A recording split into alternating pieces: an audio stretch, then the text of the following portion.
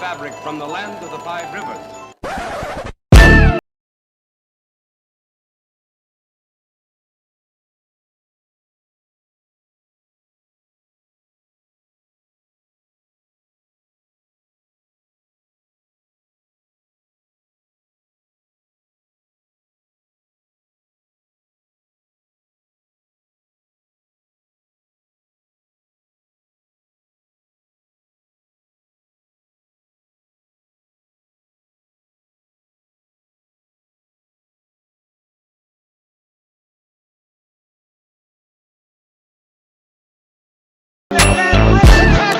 He's gone! 10-5 touchdown! Raiders!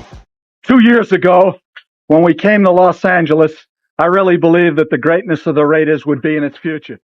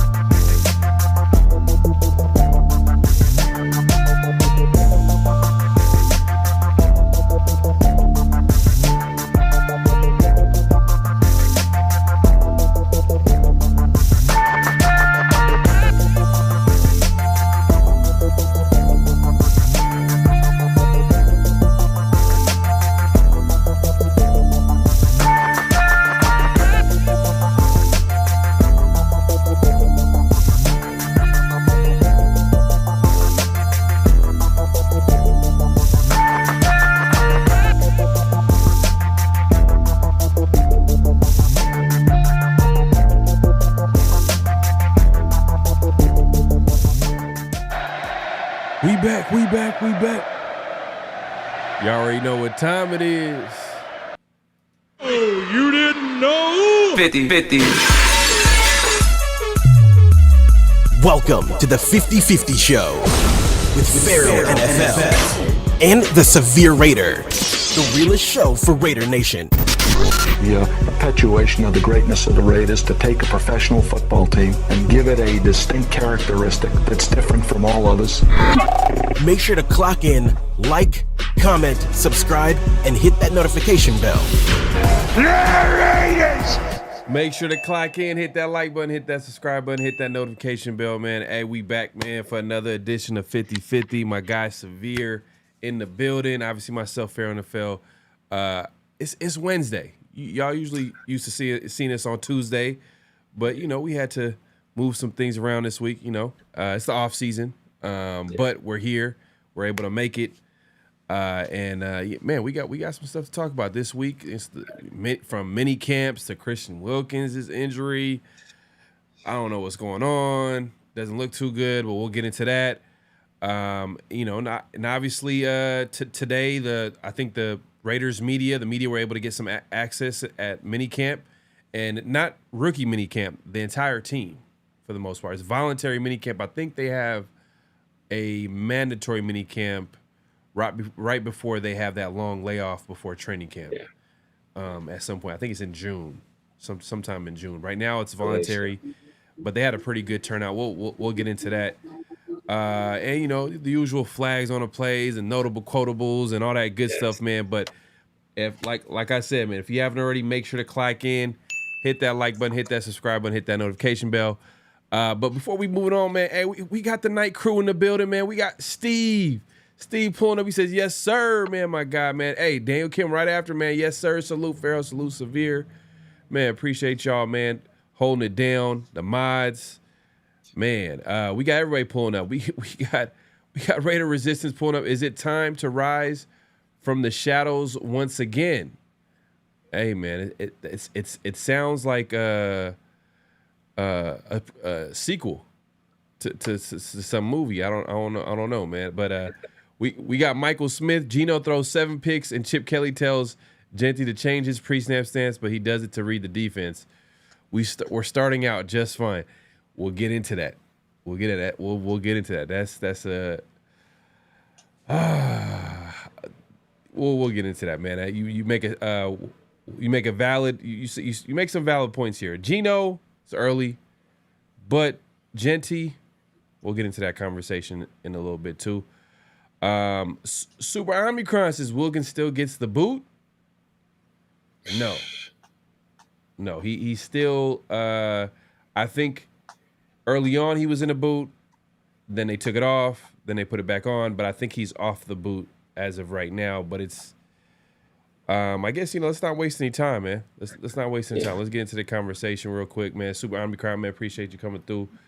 We'll just start with Christian Wilkins. And Christian Wilkins, obviously, we first heard, it felt like, everybody kind of heard that, oh, man, Christian Wilkins got back into a boot. And, we all understand that he's a big dude, over 300 pounds, defensive tackle. And he had that, that fracture in his foot. So you could see how that could be a tough injury for him to recover from.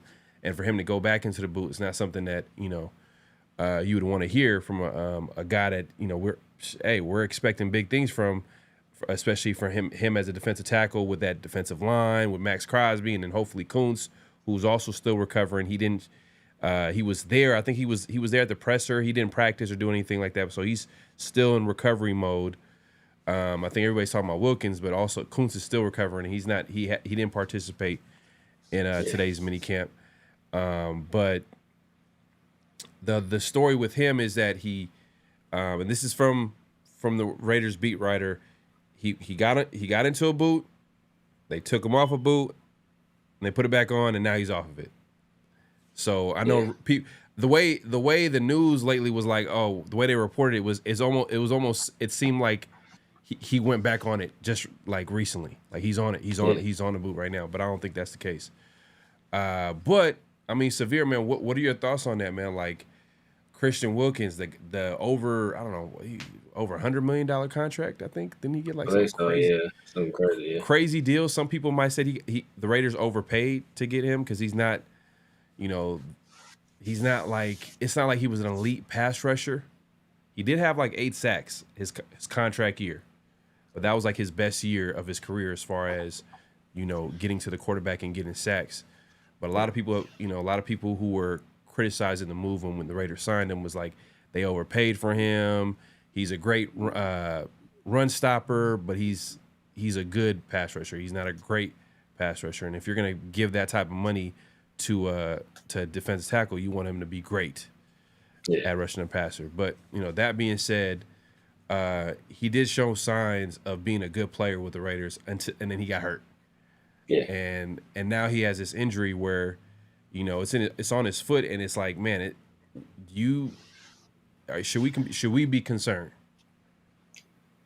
I mean, anytime you see a man, of that size, that weighs that much, that has to make dynamic movements, and he gets a lower body injury, there's always a concern, especially when you're talking about the foot, when, there's all these tiny bones, and it's so much goes into that healing process, and what the bones are already very thin. So, any kind of dynamic movement or any like wrong movement, you can potentially re-injure it. So, they gotta kind of manage it and take it slow. That's why, excuse me, I'm not opposed with the approach they're taking. Just be cautious, right? Like we're in May. Like season don't start till September. So you got almost 4 months. So don't rush them. You know, if you need to use a boot occasionally to manage it, to manage the injury and ensure the healing and ensure you're not putting too much pressure on that bone, make sure the bone is stabilized and healing properly. If you got to do that from time to time or on occasions, like that's what you got to do. You can't be worried about the optics of it all. You just got to be worried about, hey, are we doing the best for Christian Wilkins and for this particular injury to maximize his ability to be able to play an entire 17-game season? And if they feel they're doing that, I'm cool with it. Just take it slow. Yeah, Steve pretty much literally repeated the same sentiment. He said, take it slow with Wilkins, Trent Brown, and Incognito injured week 1 vibes. Yeah, but I am kind of concerned, though. I'll be honest with you. I know it's early in the offseason, but I am kind of concerned that, like, that it's not an injury that you would want a big guy to have. You know, the foot injuries are tricky. Like, they don't go – it's almost like they don't go away, you know. And if you're a Raider fan, you know all about foot injuries from the Darren McFadden days. You know, that those – man, that's like those. Jacoby Ford too. I think he had a foot injury. That's what kind of derailed him. And I think, oh yeah, did he? Was it a Linsfranc injury or was it? I know. I think McFadden had a Lynch. I thought McFadden had the Linsfranc, or was it McFadden turf toe? One of them had Linsfranc. I think McFadden had the Linsfranc, and I think the fracture. I know that obviously Wilkins has the fracture, but you're saying Jacoby had the fracture as well too on his foot. Yeah, I know he had an injury too. I don't remember exactly what it was. Okay. Yeah, man. So foot injuries are tough, man. So hopefully, you know, like Steve said, and obviously severe, like take it slow. But I'm concerned. I got red flag. This is red flag. Like, you know, the fact that and it's like Carroll was very careful about what he was saying. Like during the presser today, he was like, you know, it's a longer process than, you know, what we thought it was going to be. And, you know, he was being positive, which Carroll is usually a positive guy. So he's going to try to, you know, like hopefully, you know, we have plenty of time. We're going to use all the time. But, man, they're concerned. You could tell, like, you know, the way it wasn't one of those, oh, he's fine. He's good. It was like, yeah, it is taking longer than expected. But, you know, we got some time. We're gonna take advantage of that time, but we'll see. You know, we gotta be careful and like and we'll get into it. We actually got what's real, what's not, and we'll check back with this conversation a little bit later. But if you haven't already, make sure to click in, hit that like button, hit that subscribe button. What were you about to say? And speaking of foot injuries, I'm like a foot injury is the reason that people tell me Tyree ain't turned into the superstar he was supposed to be, right? Like they still using this. That's right. They still using this foot injury from years ago. The reason. Yeah. So you know, apparently he had foot injuries. Did he had a frapture too? I think he had the same. I think he had a fracture too. Yeah, I think he had a fracture too. I don't know if it's the same one, but he had a fracture too. So, hey, you know, apparently foot injury. You got a foot injury. That don't allow you to learn no pass rush moves. So that's what, you know, if your foot is hurt. Yeah, man. I was kind of surprised, man, because R.I.P. to Jim Irsay, man, an owner for the Colts. I heard that. They announced he passed away at 65. Like he died pretty young. I mean, you know, especially in today's day and age. I mean, but especially when you got that kind of money. Yeah, I remember Jim. Nah, no, right? He got the forever money. Damn, he funny, bro. He got that black market organ money. Man, what's that movie? Get Out. Was it Get Out? Yeah, exactly. He got that Get Out money. Facts. Oh man, but yeah, I remember Jim Irsay, man. All those great Colts teams led by Peyton Manning, and then obviously, you know, transition to Andrew Luck. We're like, damn, like, you know, and then obviously once Andrew Luck retired, you know, it caught everyone by surprise, so they kind of went through those dark years. But Colts as an organization, they find a way to be somewhat competitive. You know what I mean? Yeah. Like they were at their peak. Peyton Manning led team, like they're a tough team to beat because Peyton Manning was one of the best quarterbacks in the NBA, not the NBA, but the NFL. But even now, like, they got some talent. I mean, AR ain't the guy that they thought he was going to be. I mean, at number 4, but Hey, we'll I was see, just about man. to say that. Daniel just Jones. Was Daniel Jones? Daniel Jones. Daniel Jones is there. Yeah, Daniel Jones is there. Like, man, that's like, that has to be terrible. Like, to know like the last quarterback he saw really was supposed to be the franchise guy for his team was Anthony Richardson. Like, and then you die. Like, that's a tough way to go out, man. Like Anthony Richardson was supposed to be the franchise, and that's like the last guy you gave the mantle to, and then you die after that. That's rough. That'd be like, oh man, that'd be like, man, like, well, he didn't. But I say that would have been like if Al died like right after Jamarcus Russell. But obviously he was there for Jason Campbell and Bruce Gronkowski. But like if he like drafted Jamarcus Russell and he was like trash and he like his died, last draft pick was Terrell Pryor. Terrell Pryor, yeah. And they said that he was at the day before he died. He was at a practice and he seen Terrell Pryor throw the ball. And I'm just bad joke, y'all. Terrell cannot. He was not an accurate. I literally was like I was like, oh, we got our own Cam Newton, but that's what I thought too, man. Whew. That's what I thought too. Man, I was really I still am. I'm still hoping like we can get some type of like our version of our athletic quarterback. Because imagine every Sundays it'd be. What you talking about? We hoping. It's Geno Smith got an 89, baby. What you talking about? 89 Madden speed don't count, Geno man. Smith got an 89. That's one of those, like someone who does the ratings for show, like took a day off, like he put it on automatic. I don't know what he did, but that does not make any sense. Because if you got Geno at 89, and then where do you have? Did I tell you if someone else was 89? Who was 89? And we know that he was clearly faster than him. Geno Smith gonna have a higher speed rating than Ashton Jeanty. AR-15, AR. He's not even AR-15 no more. He's AR-5. AR-5. He went out tough with that one. Like, come on, man. You got to stand on principles with AR-15, man. I don't know what he was thinking, but he's 90. Anthony Richardson is 90 speed. We all know that he's way faster than Geno. He is faster. Way faster. But Hey, this will be a question. People probably already know the answer, but who's gonna have a higher speed rating, Geno Smith or Ashton Jeanty? Geno gonna have a higher speed rating than Ashton Jeanty. Watch. Nah. Jeanty for sure gonna be faster. Jeanty gotta be faster. Come on, man. Let's see how it looks like in preseason. I mean, are you think they're gonna give him an opportunity to show what he can do in preseason, or are they gonna wait till they're gonna give him the Brock Bowers treatment last year? Now Brock Bowers like literally did not play.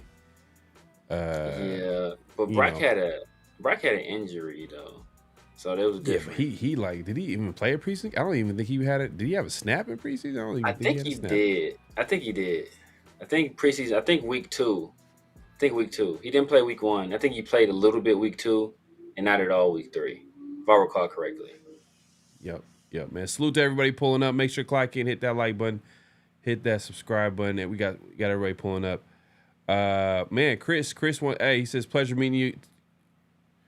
Oh man, that was we gonna have to give you. Sorry, man. I don't, you know what I mean? Oh my God. Nah, man. Okay. Oh my God, Chris Raiders, man. Salute to what's going on with my dog, man. Chris Raiders is cool. What was going on? What was going on in Bakersfield, man? I don't know if I want to know, man. I don't. I wanted to go, but now I don't know. Man, nah. Bakersfield's movies. This probably has nothing to do with anything, but he just says movies. Yeah. Oh, because our last show. This probably has nothing to do with anything, but he just says movies. Oh man, my bad. But go ahead. What you about to say? Because our last show, we went on that tangent. That's why he put movies and he put the popcorn, bro. Because he was trying to get it. He was trying to get some stuff started. Yeah, man. I got you, Daniel, man. Hey, look, I'm gonna have to start a YouTube channel for movies, man. Man, that's But Nah, you know, man, hey, nah. we went on a crazy tangent. That was a crazy tangent last week. But hey, look, Right, hey, you let's know, it's move off out. season. Off season edition. Nah, Stray Billups says nah, man, R.I.P. but Terrell Pryor. Oh no, what? come on, man. Yeah, don't put that on Terrell, man. Yeah, come on, man. He said uh, R.I.P. Terrell Pryor. Nah, nah, not my not. God, nah. I got to meet a few people at the Bakersfield event, man. Christopher Raiders. I got to meet Jack Canna, Sacktown Raider Mike, Mark, Raider Mark. There's a few other people I met. A few other people said they watched the show. I didn't catch their name. One particular dude said, "Hey, you know what? He works the graveyard shift. He's like, man, I be working till 2 a.m. Man, he's like, y'all be helping me get through my nights with those late night Hey, shows, man, man. So that's what's up, bro. salute to you, man. So salute to you. Ironically, we're gonna get to this a little bit later, but there's a security guard that was working the door, that's working like the exit door, to the back of the event.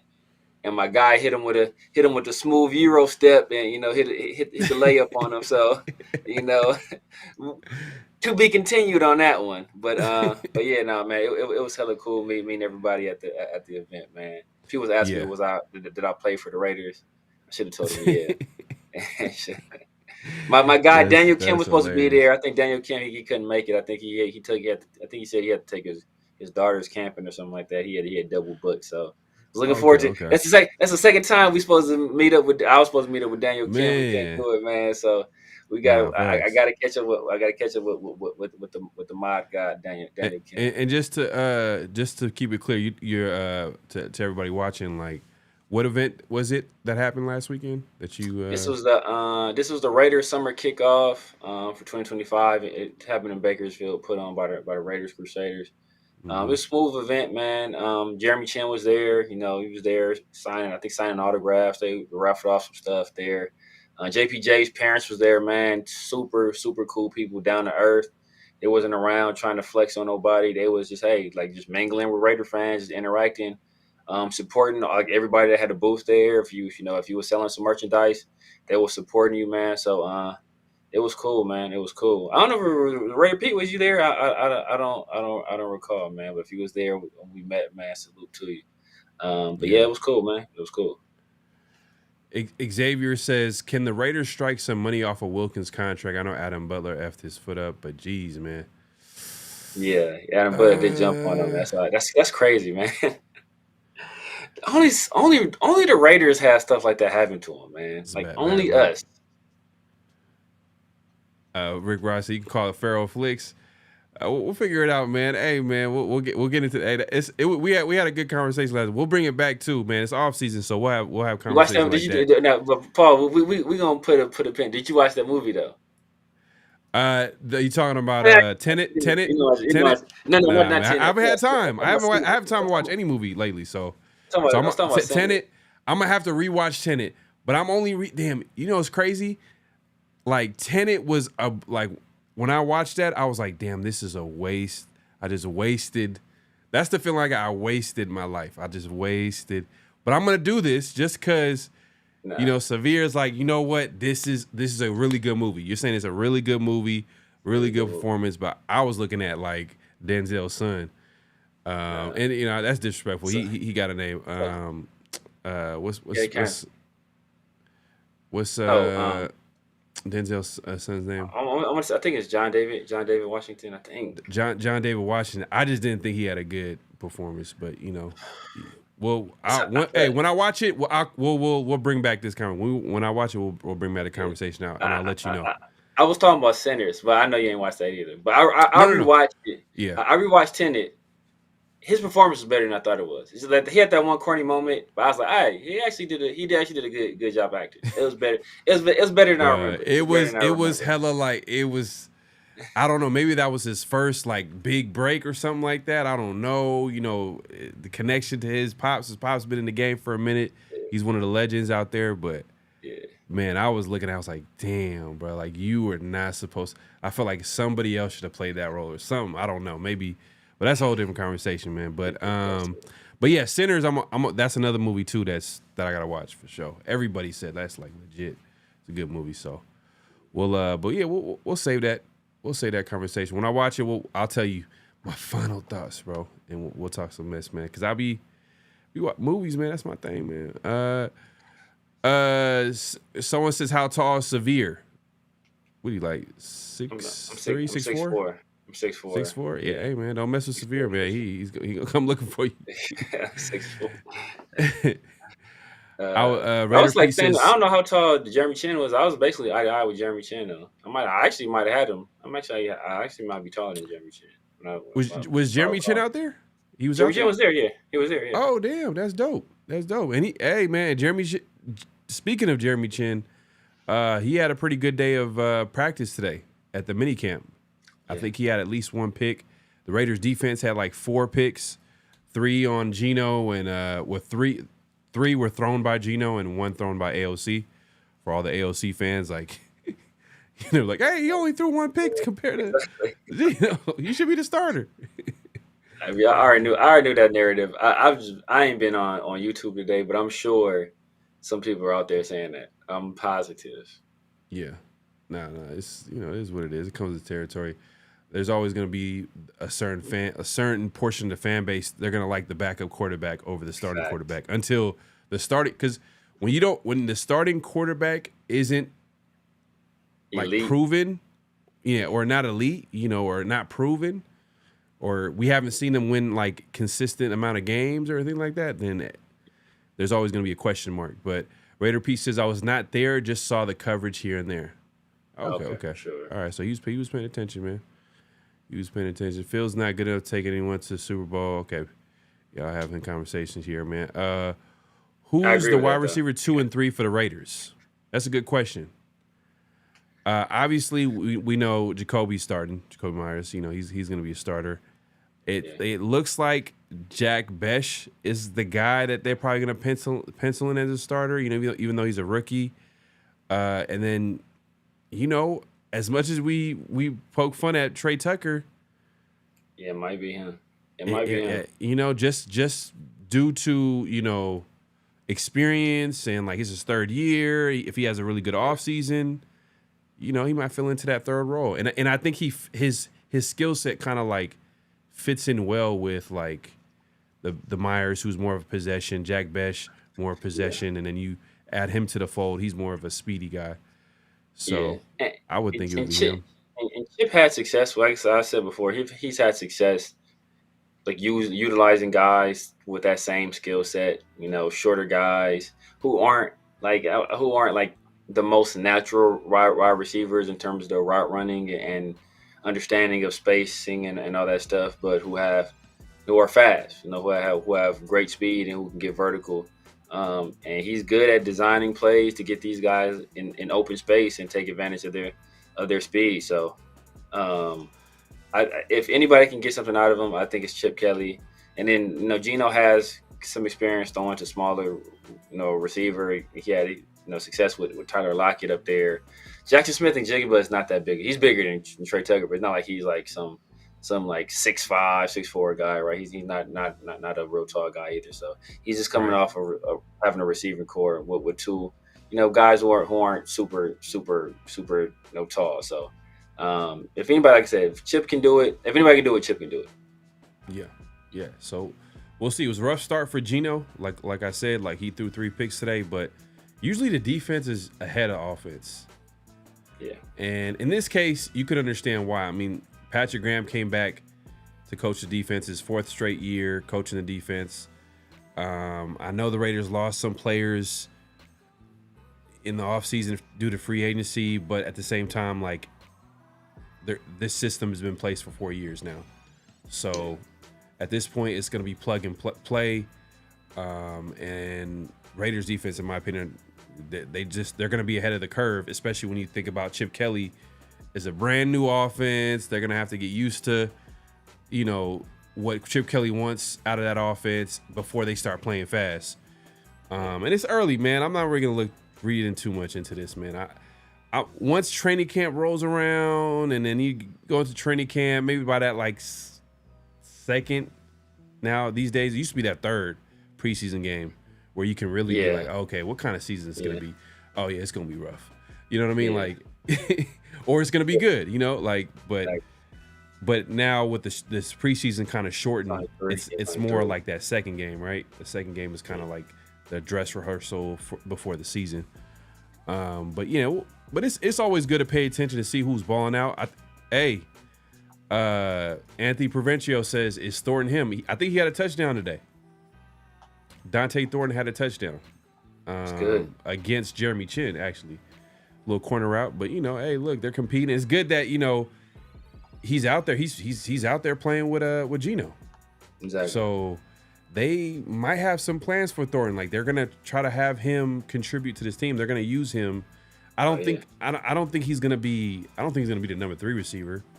I don't think he's gonna start, but I think he could come in and run those deep routes, which he's what he's known to do. He still has to develop a little bit as part of his game, but like I think as of right now, you could throw him out there and run some deep routes. Yeah. Not facts. Besh hype real? It sounds like it. You know what I mean? Like he seemed like he the real deal, but we'll see, man. It's a long off season.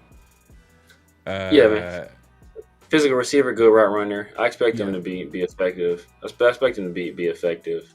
Can he be effective on the outside? That's the question. I don't know how he's going to do against press, especially with more athletic corners with a little bit longer arms, a little bit better recovery speed than when he was at TCU. So we'll kind of see. People always point to the LSU season when he led the team in receptions, but he did that basically at tight end. So can he win on the outside consistently in the NFL?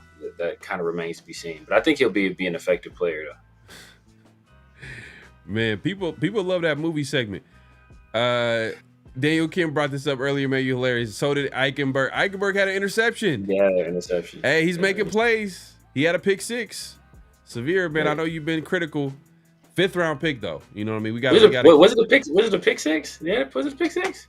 They said he had a pick, and it was obvious it was gonna be pick 6. It's gonna be a pick 6. Okay, because I know it was a pass out to the flat to Bauer, so it's probably a situation where he probably jumped the route. So all right, for sure. But I don't know. Geno got 89 speed though, so he might have hawked him. Jay Money says, y'all know how I feel about AOC GOAT status. Bro, come on, Jay. Come on, man. Come on, Jay.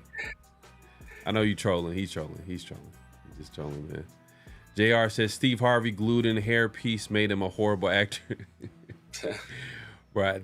I thought Steve Harvey had the best hairline of all time, man, to be honest with you. Until he years later we found out that it was fake, man. That was crazy. It was one of the biggest shocks ever. Yeah. Steve says, I remember AP saying Tucker had the best offseason last year. I think Geno's is his best QB he's had in an OC that's... Yeah, hey, maybe you could speak to this. Chip Kelly is going to find a way to have Tucker be productive in this offense. He's going to find a way to use his skill set. He's the smallest receiver. You got to have like a creative offensive coordinator for him. I think last year was tough, man, because, man, Gardner Minshew... Come on, man. And the Raiders' offense was give the ball to Bowers. Basically. Bowers and Jacoby. Get the ball to Bowers, get the ball to Jacoby. Yeah, and for the most part, they were open. You know what I mean? So they were getting the ball. Guys like Tucker suffered, especially when you have bad quarterback play. The other guys kind of suffer a little bit. Yeah. Let's see. We'll see, man. Yeah. We'll check back to this conversation a little bit later, man, about Tucker.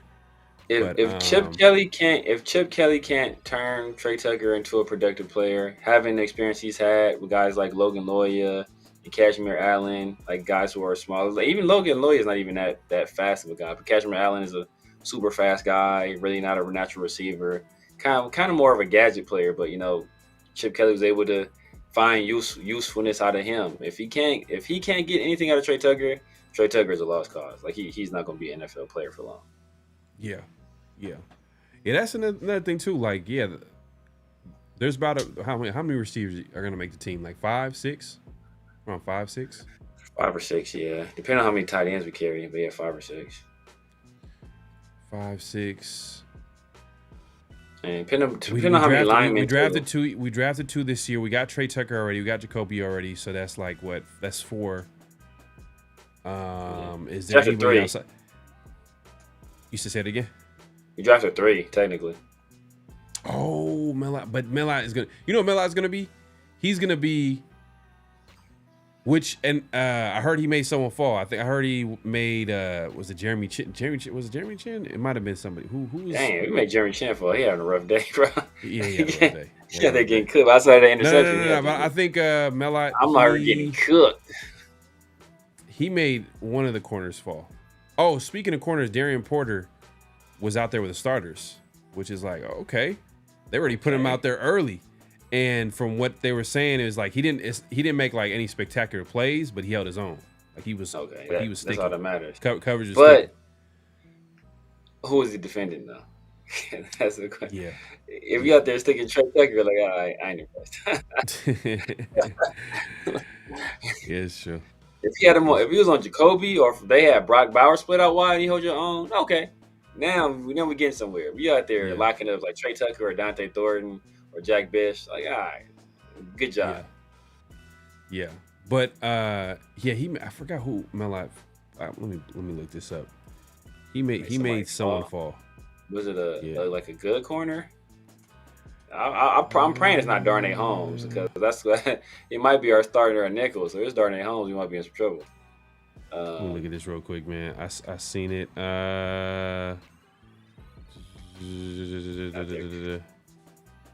Cooking Sam Webb. Oh, he made Darnell Holmes fall on an in and out route for hauling the pass, which is not a good sign because Darnell Holmes is currently the starting nickel. Yeah, likely. So, yeah, like anything could change right now. I think these mini camps will determine what the Raiders do as far as free agency. Everybody's been talking about the Raiders are going to sign a wide receiver. Raiders are going to sign this guy. Why are they not? I think they're waiting to see how the guys look in these mini camps before they make a move for like a veteran, and maybe wait till training camp. You never know. Like players get cut. Yeah. Anything can happen. But yeah, I forgot about him. Out there? Is your boy Amari still out there? He's still out there. Still out there, huh? But Melot, what I was gonna say about Melot, I think he's gonna be that injury stash. I'm telling you. Possibly. I can see that. Like, Melot's missed his second straight package because of a sprained ankle, and all of a sudden the Raiders put him on IR. Stash him away next year because he development of top. He's not ready to go right now. He's not ready to go. But I can see, because the thing about it is that it depends on how high the Raiders feel the rest of the league is on them. Because if they put him on a practice squad, the only way you can take him off the practice squad is if you sign him to the active roster. So if they don't think anybody is going to sign him to the active roster, then they can just stash him on a practice squad and not even have to worry about doing the whole IR thing. Because then if he does the IR thing, technically he can't like practice with the team and stuff like that. So if you really want to develop him, you put him on a practice squad, use him on scout team. Let him get some live, like some actual like reps where you can put him at quarterback. Let him play, Justin Herbert on scout team. Let him play like JJ McCarthy on scout team. Like let him do that kind of. All right, we don't play JJ McCarthy, but yeah. So what you're saying he's going to make the team? I think he's going to be practice squad. I don't know if he makes the 53. But if he's practice squad, that means that he has a possibility of being taken from another team, and I don't think the Raiders want that, especially if he's. Well, no, because with the rules now is that with the practice squad, if you sign him from the practice squad, you have to sign them to your active roster. So, like, how many teams are going to be willing to like sign a 6th round pick out of Montana State, who was a converted quarterback to wide receiver, and place them on their 53 roster like that next week? I don't think many teams are going to be willing to do that, especially considering like all these teams have like UDFAs and late round draft picks that they drafted themselves, that they might feel as good about themselves that they'd rather, hey, why would I'm going to take this guy that's spent all offseason in another team's program and sign him when I have this young guy developmental guy that we signed as a UDFA that's been in our program, that knows our system, has been working with our coaches. He's already here. So that's why I think like I don't think it's not as dangerous as it was before, where you can just like sign guys practice squad to practice squad. Now you have to actually put them on the 53-man roster, and I don't think many teams would be willing to do that. I hear what you're saying, but it's still risky though. Still risky. Yeah, Especially if Melot shows that he can be a contributor. Like he played well in preseason, but not like well enough. Like not better than Trey Tucker, not better than Thornton, not better than obviously Besh and Myers, and then whoever that fifth receiver is going to be. But you see the potential, like you see that, and if he shows that in preseason, you don't think other teams are going to see that? They might look at it like, oh, it's an opportunity to get some, especially teams who are desperate too. Teams are desperate to get some wide receiver talent due to injuries, due to decision making during the offseason when it comes to talent at that wide receiver spot. But I hear what you're saying. I get what you're saying. We'll see, man. We'll see, man. Hey, if you haven't already, make sure to clock in, hit that like button, hit that subscribe button, hit that notification bell. Yeah, man. So defense is in the lead right now. They had a good day against the Raiders offense. Tucker, speaking of Trey Tucker, we kind of talked about him briefly. Like, he had the best play of the day on offense and defense. He had like a diving touchdown catch where he got his feet in as well while he was diving, which is crazy. I wish I could see the actual highlight of that, but obviously the media was there and they were able to report on it. But so Trey Tucker, I know we kind of talked about him, possibly having a big season with Chip Kelly, and if it's all on him to really find a role for him, but you don't see him starting on the outside. Ideally, he's not the guy you start on the outside. Because this is his third year. This is his third year. So Jack Besh, he's a rookie. At the end of the day, he's a rookie. Playing wide receiver is not easy. And Besh, you could put him inside.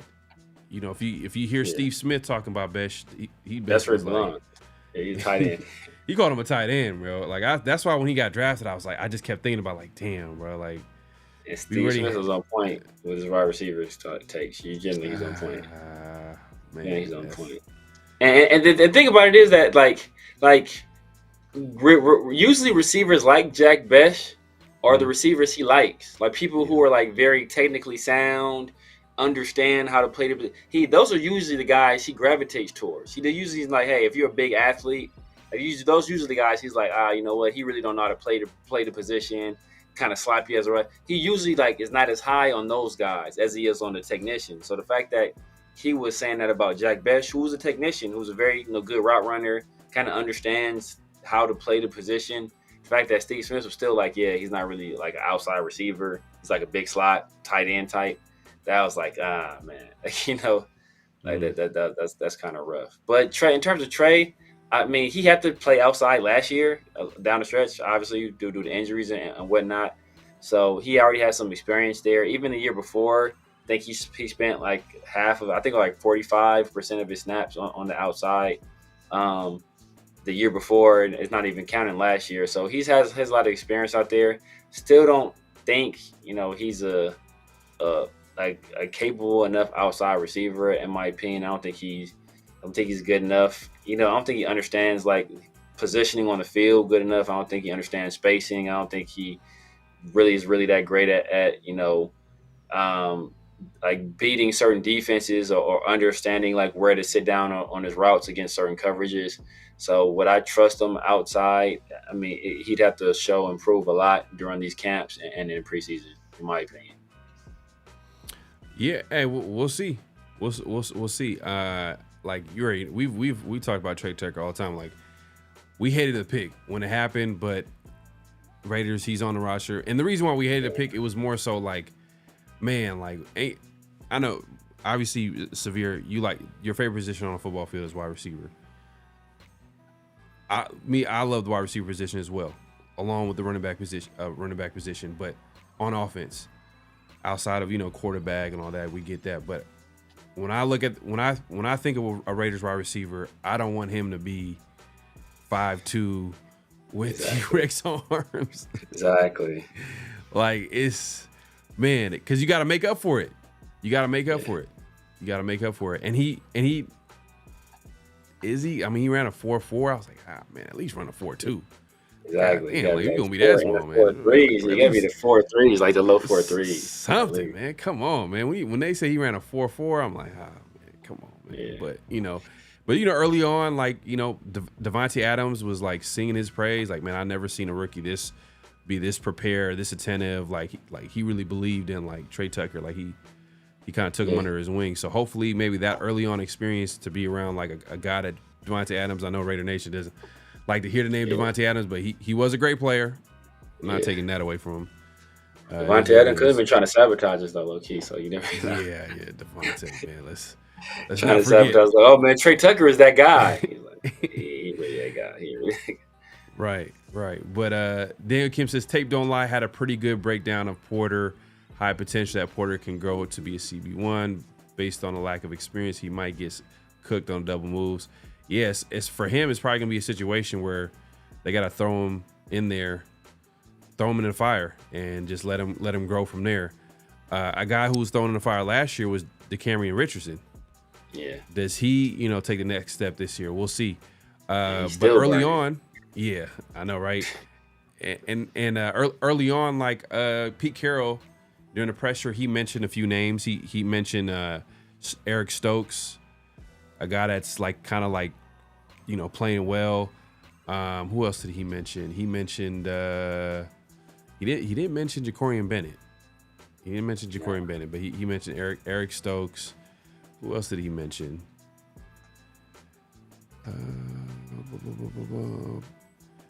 But those are the guys that, like, Darian Porter, obviously he had Jeremy Chin, obviously he mentioned.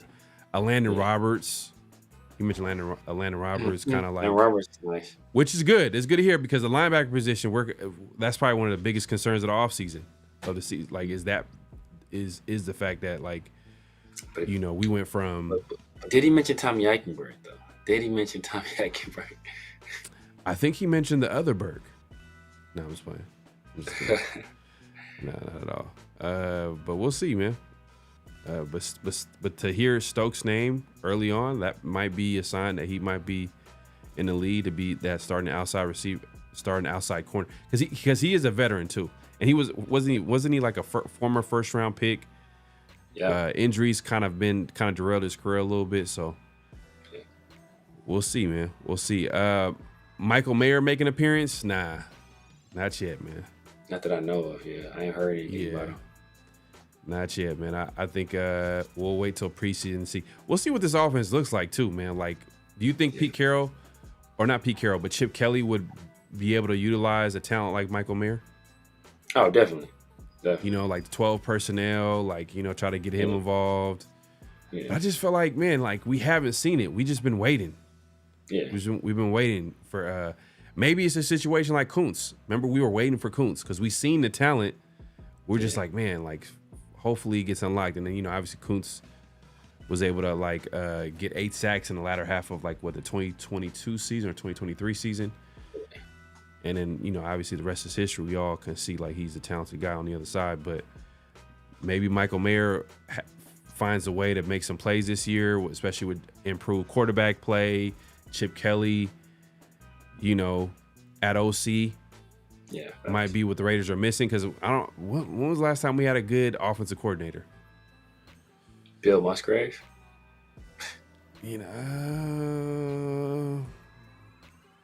Yeah, that's the 2016 years. 2016 years. Hugh Jackson, maybe, Hugh Jackson. That was before, though.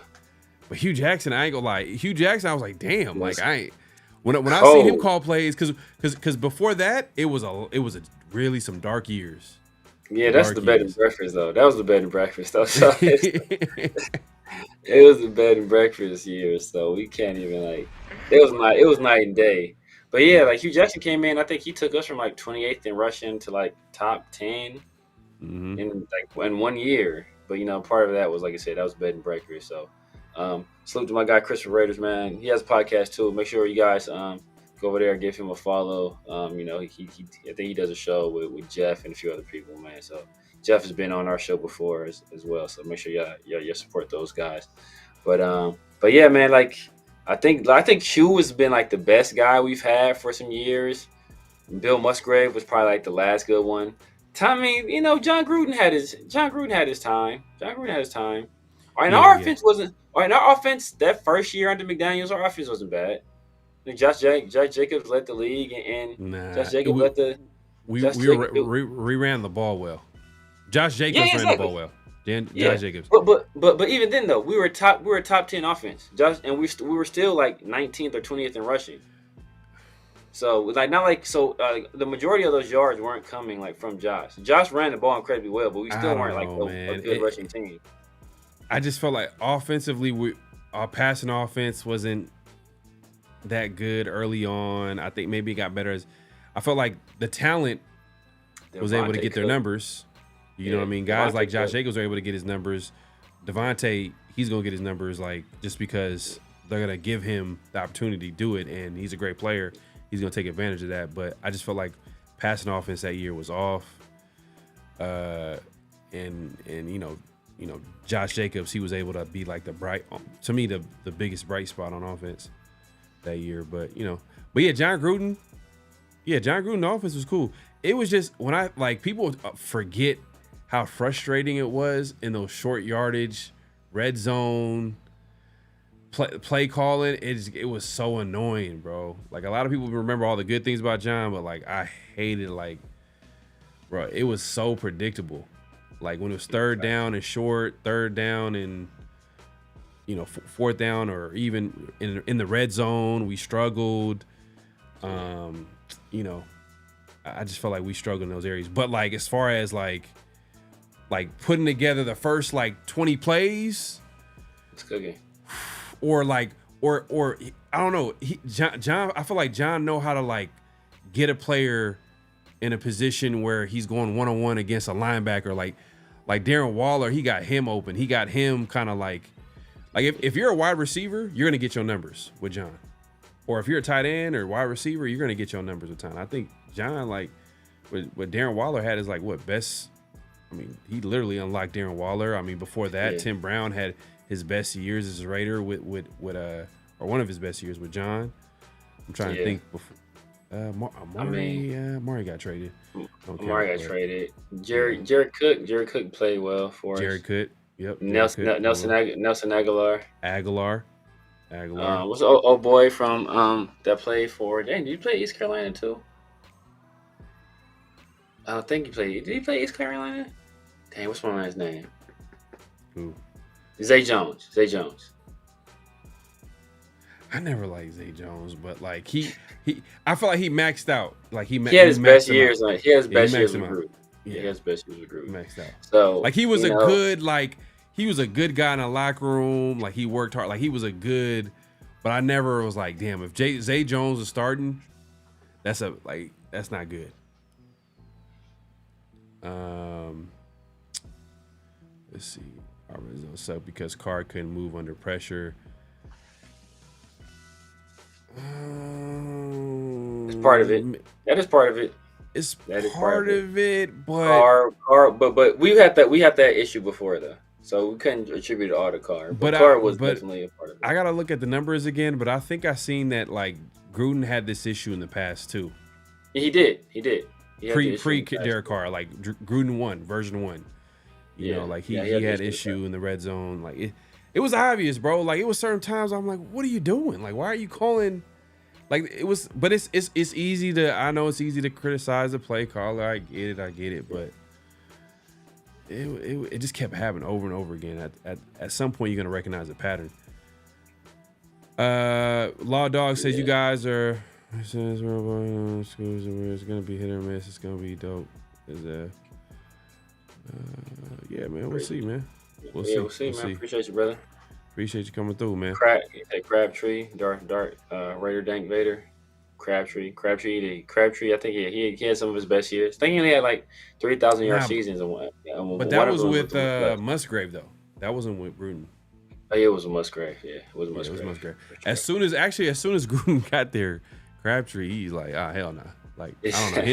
Him and Gruden did not, for some reason, like it didn't work out. I don't know, maybe he rubbed Gruden the wrong way or something like that. But I think after the Raiders, Crabtree ended up going to the Ravens, and then after that, it was done.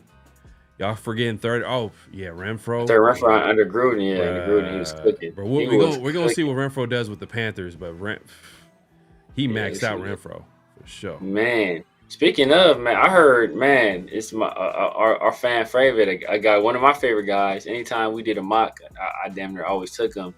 But Jimmy Horn Jr. Jimmy Horn Jr. I'm saying Joe Horn Jr. But Jimmy Horn Jr. He's killing. He's looking excellent. Like he's out there serving. Like I said, he's like the best.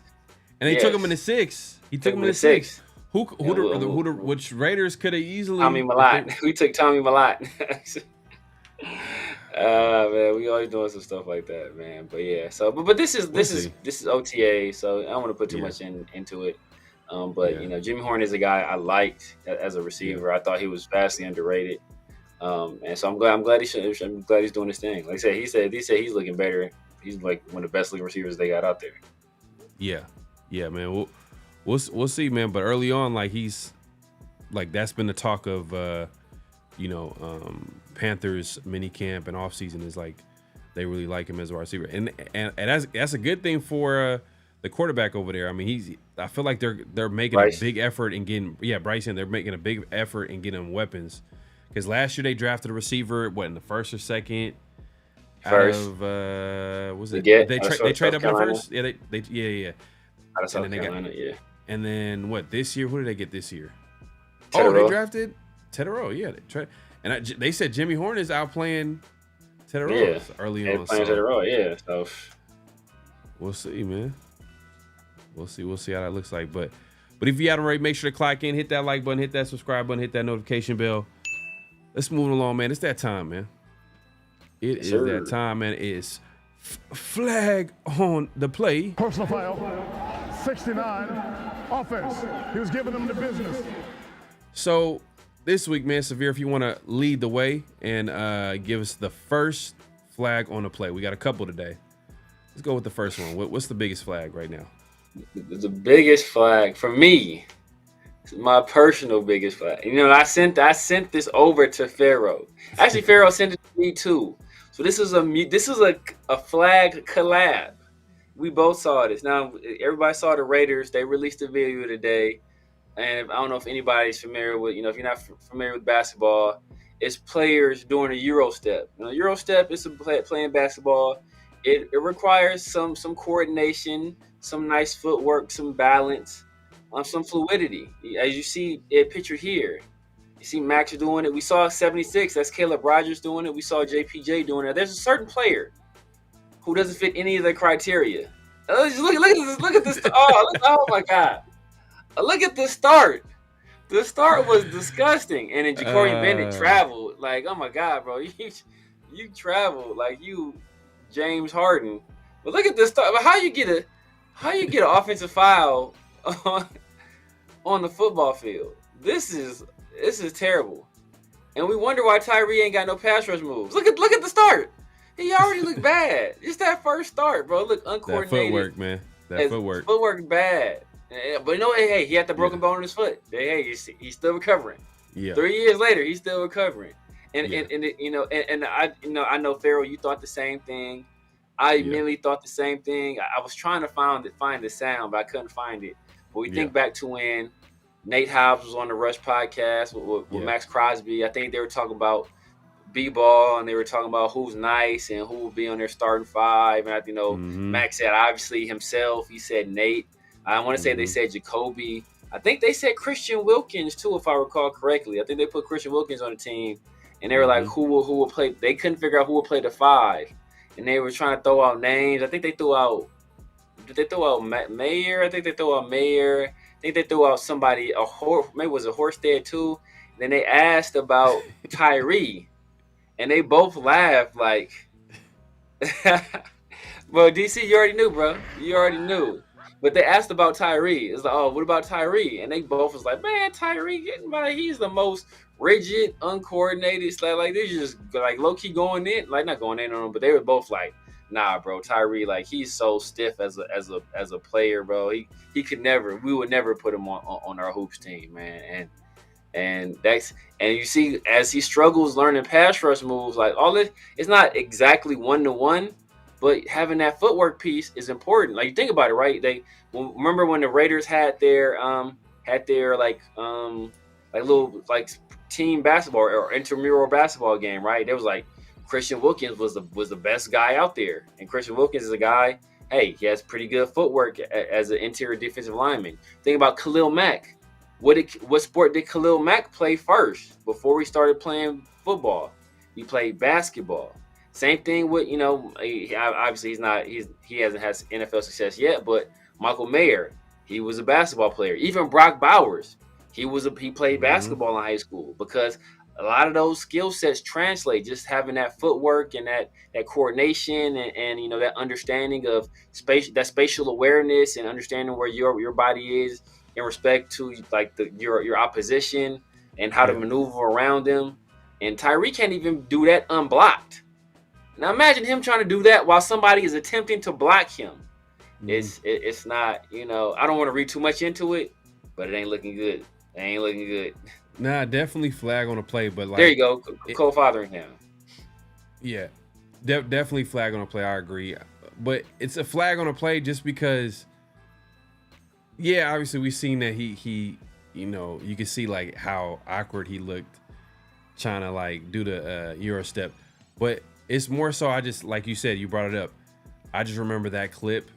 It was on Max Crosby's podcast. He had Nate Hobbs this last offseason, and they're talking about who they wanted on the hoop team and who would be a guy that you can know hoops, and like Tyree's name came up and they were like, no. It was like they laughed immediately. So, it's not the end all be all, but it's just it starts adding up. You know what I mean? Once you see them clips like that, you see clips like this and you see like that, oh, I'm like, come on, man. But if Tyree's productive this year, has a good season, then everything we're saying doesn't really matter. But until that happens, like it just that number 7 pick, that's all we're going to think about. Like, man, like what could have been, the Raiders could have went a different direction. They could have went Gonzalez. They could have went, hindsight is 2020 at the end of the day. You can always look back at a draft and be like, oh, we should have took this guy. But, and the Raiders were looking at corner.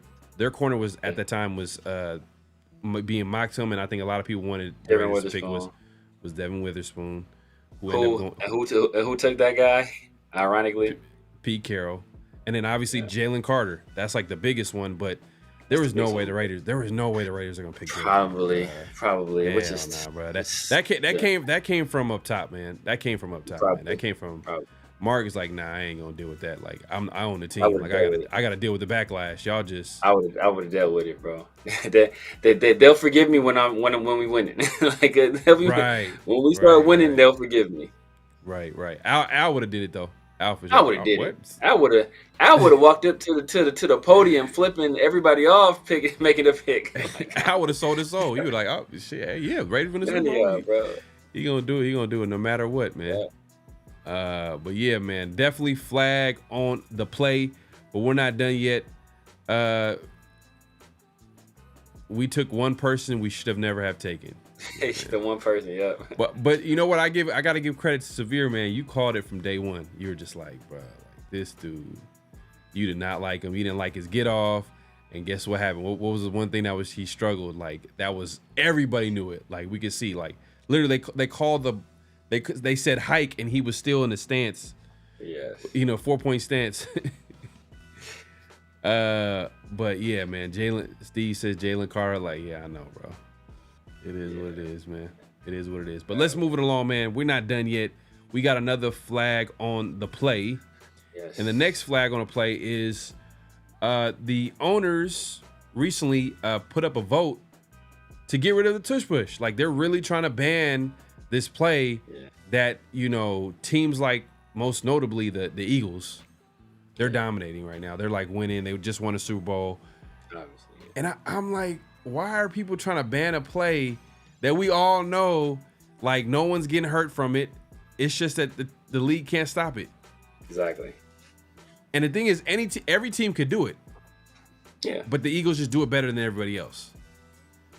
And we talked about this for flag on the play in previous shows, but they obviously voted for it again. And guess what the final vote was? Because they needed 24 votes in order to actually agree to the ban of that play, and they got 22.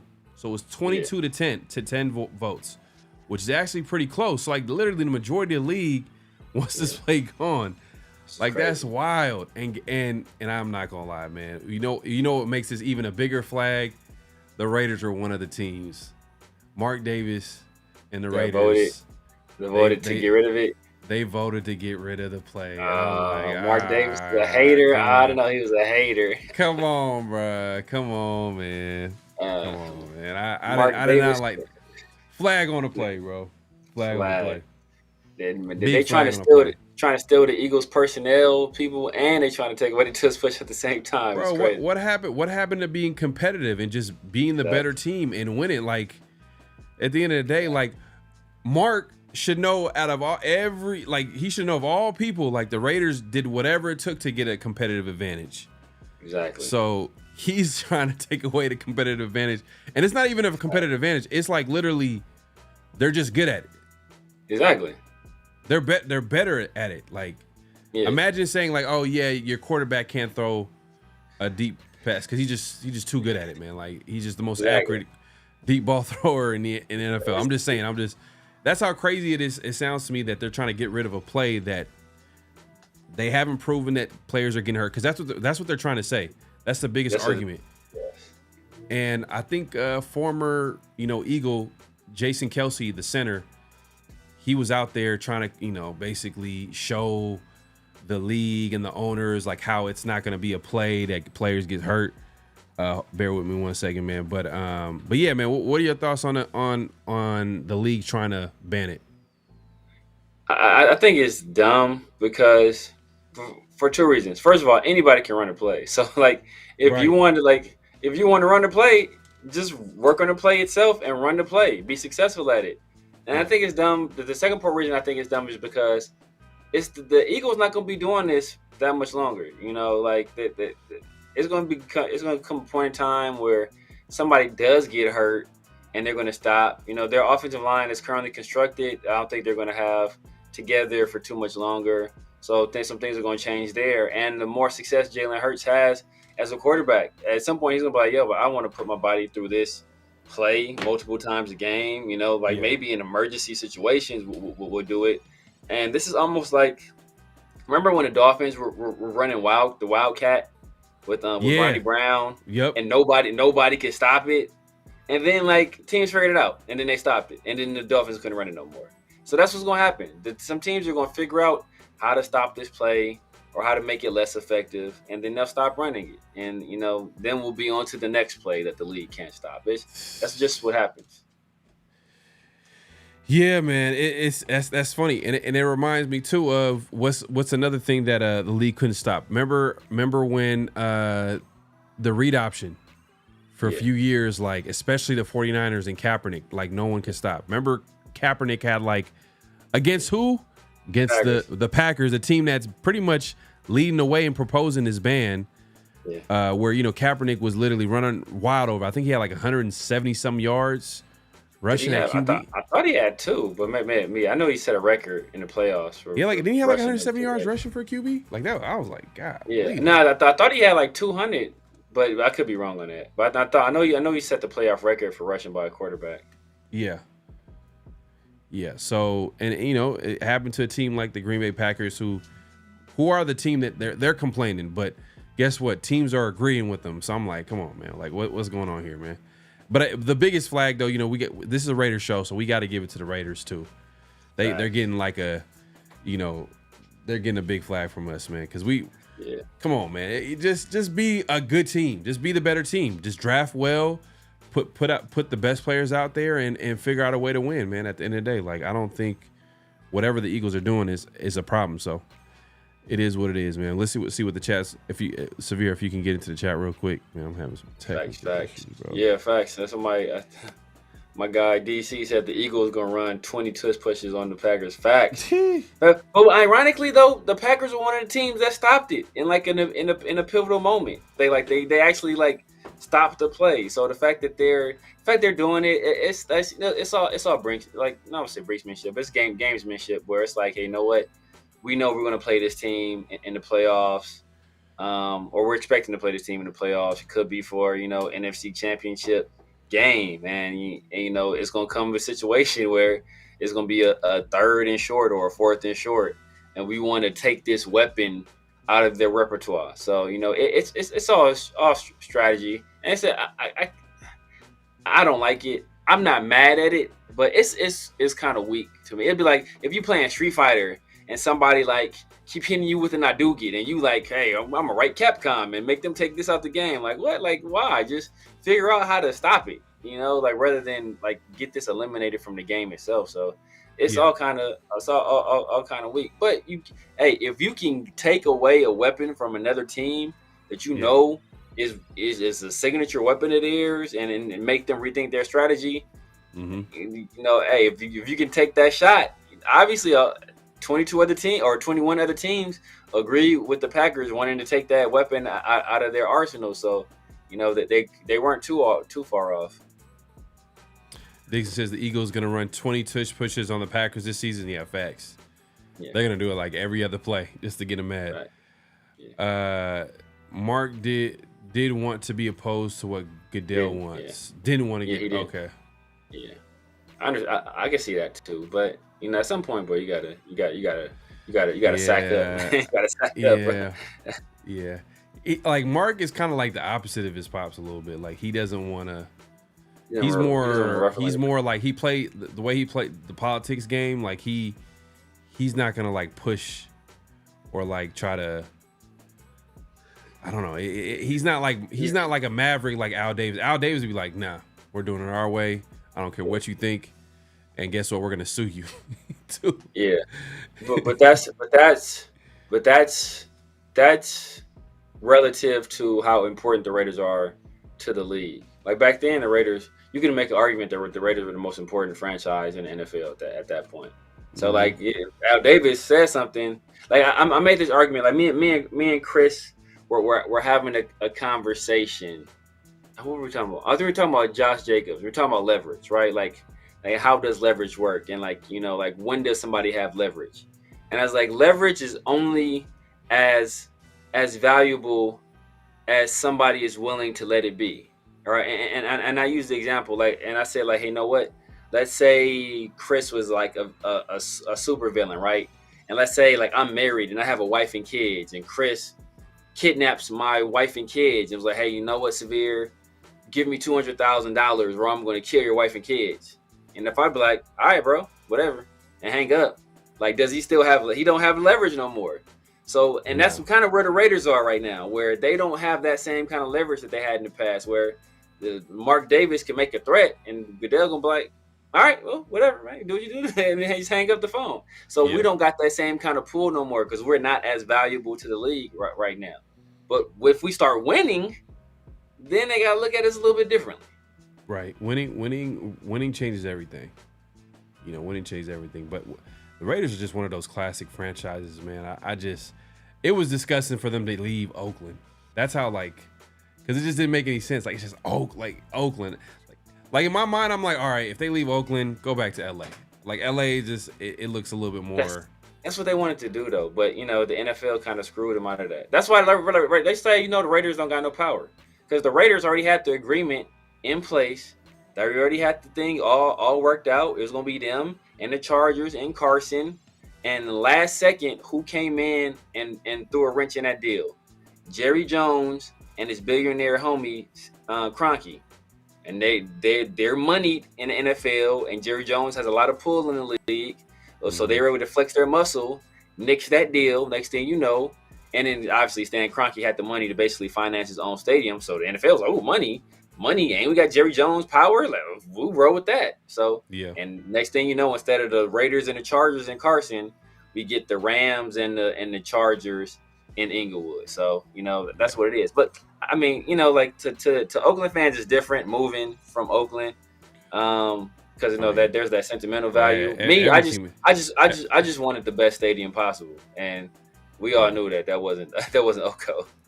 Yeah, but well, every team's left Oakland, so it's kind of it is what it is, man. That's a whole different. That's just depressing. It's depressing, but RIP to Oakland sports, man. But they got some sports teams, but it's like the local, like, I'll be honest, no one cares. Like, it's not professional pro sports teams. Like, obviously the A's are in Sacramento until they go to Vegas. The Warriors were in Oakland, but they are now in San Francisco, which they're still in the Bay Area, but it's like it ain't the same. You know what I mean? It's not the same. Then also the Warriors, they were in the playoffs and now they gone fishing. And y'all was talking that junk last week, so I almost swore my Lakers had today. Curry got hurt though.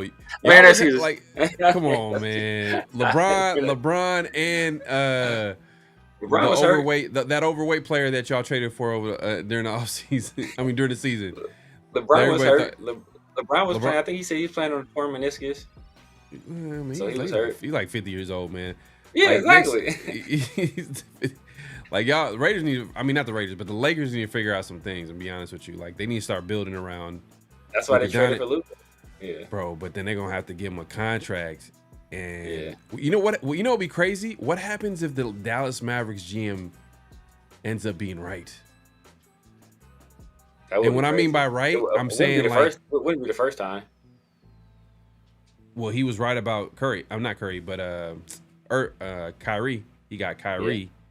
Obviously, Kyrie got hurt, but we all see Kyrie is still talented. He's still one of the best guards in the NBA. But I'm just saying, like, what happens if he's right as far as, what was the biggest thing that we heard why Luka Doncic got traded is because they didn't want to give him that super max deal because his work ethic, his liability on defense, and they just didn't see him getting, like, they just didn't want to invest in a player like that who didn't feel like he didn't have the work ethic because they literally that was the biggest thing they were saying. So what happens if he goes to LA and he gets fat and gets comfortable and you know what I mean? Like, yeah, that'd be tough. It'd be crazy. I mean, it all depends on how much he cares about his legacy because you can do that kind of stuff in Dallas and people will notice it, but they won't notice it as much. But the Lakers are like the Cowboys and like the Yankees and to some degree, like how the Raiders used to be where like you do something there and it's loud. Like the smallest things you do there are louder than anywhere else in the league. Like people will criticize you for like the clothes you wear and like the restaurants you eat at and like wild stuff like that. Like it's like to the minutia of everything you do is like under a microscope because the Lakers, outside of the Yankees and the Cowboys are probably the biggest sports brand in North America. So they're constantly under a microscope. So and not every player can come here like be successul. No, facts. You know what I mean? It's tough, man. You're under a big microscope. There's only certain players that can do it. LeBron, here like you're a Lakers fan. You know what I mean? Because I ain't gonna lie. I grew up a Laker fan. I ain't gonna lie. I grew up a Laker fan, big Kobe fan. I think you were a Kobe fan though. Were you a Laker fan? Just like a now I look back at it. Kobe. Yeah, because that was my intro. Kobe, Shaq. Yeah. That was my intro. Like the Warriors were trash. Like, oh my God, I remember those teams. Like I could name players. You probably like who? Danny Fortson, Chris Mills, Bobby Sura, white guy. Mike Dunleavy. I like Jay Rich. Mike Dunleavy Jr. Mike Dunleavy Jr. Jay Rich out of Michigan State. I know those dudes. Jay Rich. Andres Biedrins. I know, but bro, I watched Hoop, bro. I watched all those dudes. Monte Ellis. I see Monte Ellis on the Ellis podcast was cold, recently. Bro. Monte Ellis was cold. Yeah. He was. I always thought like he was just like super fast, but there was actually some rhyme to his game, like for him to be successful and like yeah, he was cold. You know what I mean? Out of Mississippi too, like I think he came out. He came straight high school, right? Out of high school, yep. He was a second round pick. Yeah, I mean, him and old boy, I think were tight. Lemon Pepper Lou, I think him and Lou Will were like real tight. Oh yeah. Did you see the recent podcast? No, I ain't seen it. There's a recent podcast. I heard a story before though that they were tight.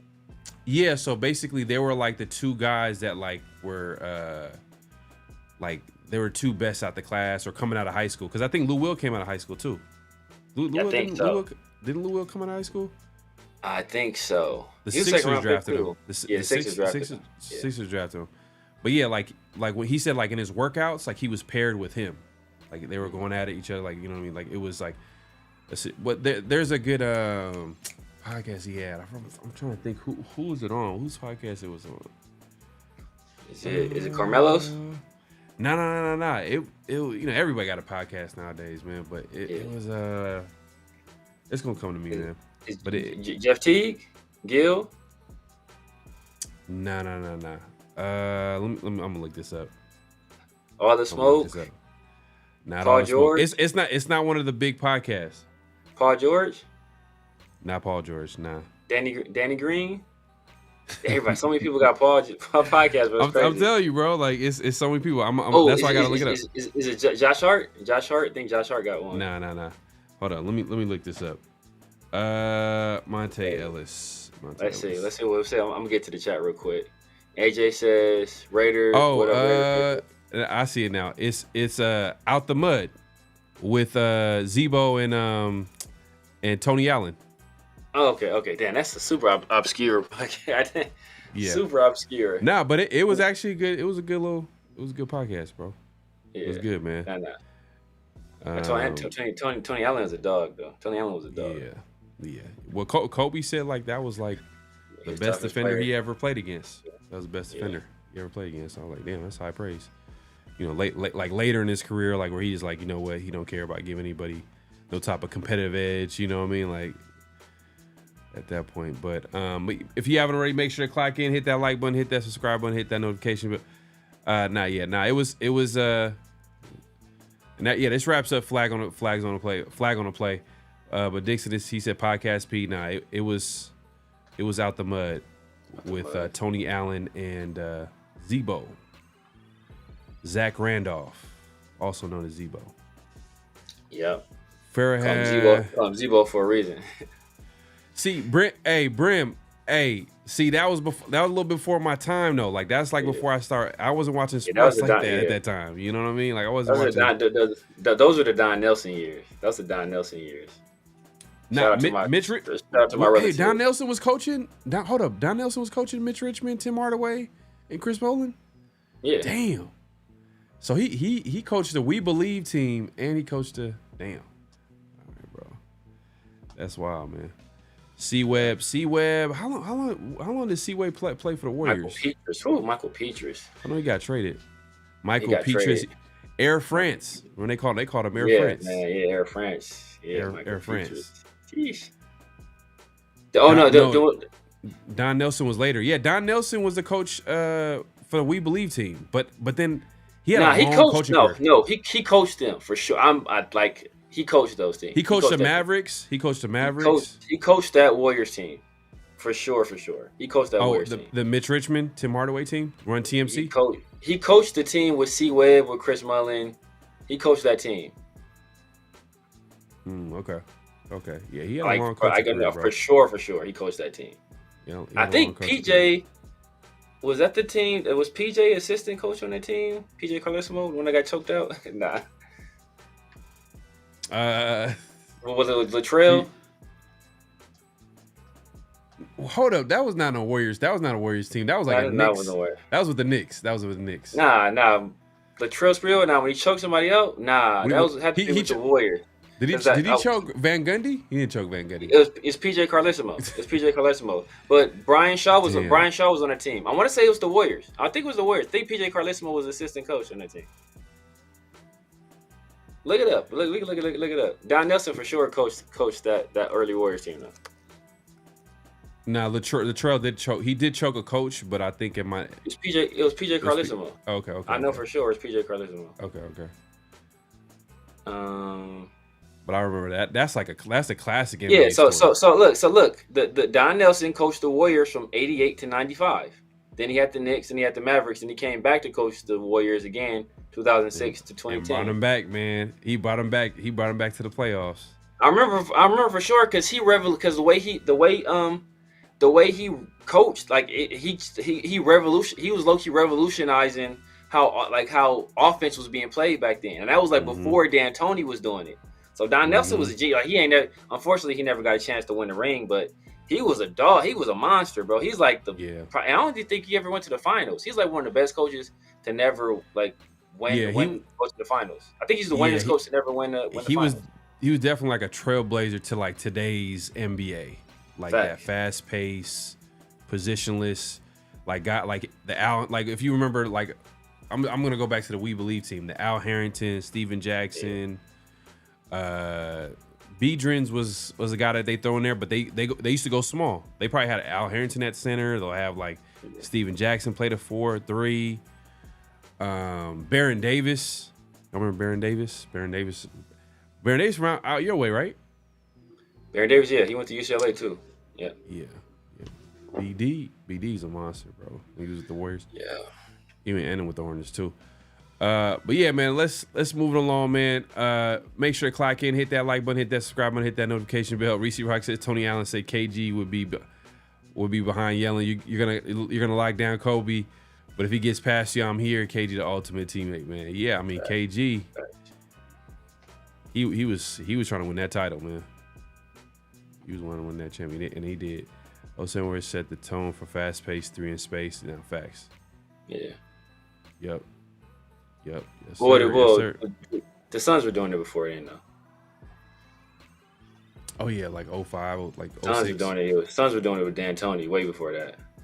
But that came from Don Nelson. No. But Don Nelson, like it came from Don Nelson though. Yeah, he said 07 though. Like D'Antoni was doing that, like that, playing that style before with Steve Nash. So, like Curry was just like a souped up Steve Nash, basically. A Steve Nash that's more aggressive offensively and a better shooter, basically. Yeah, just a better player, a better scorer, more aggressive. Yeah. But yeah, D'Antoni is a head coach. I remember he coached the Lakers. I was like, I hate him as a coach. I don't like him as a coach though. I don't even hate him. He just got me hella mad, bro. Like that whole season, I was like, bro, like why did the Lakers hire him? Like it didn't make no sense. Like Phil Jackson should have been the coach. Phil Jackson should have been the coach. He should, but just politics at the end of the day. But the thing is that, like, I think now that he's older, he admits to being wrong. But Dwight, because the Lakers, like, yo, man, look, Dwight, like I think because we had Steve Nash. So like, look, man, if you and Steve Nash run pick and roll, bro, like you're one of the best, like roll in terms of pick and roll. You're one of the best scorers in the league as a roll man in the pick and roll. Steve Nash is one of the best like passers in the league at running the pick and roll. He's one of the best passers of all time.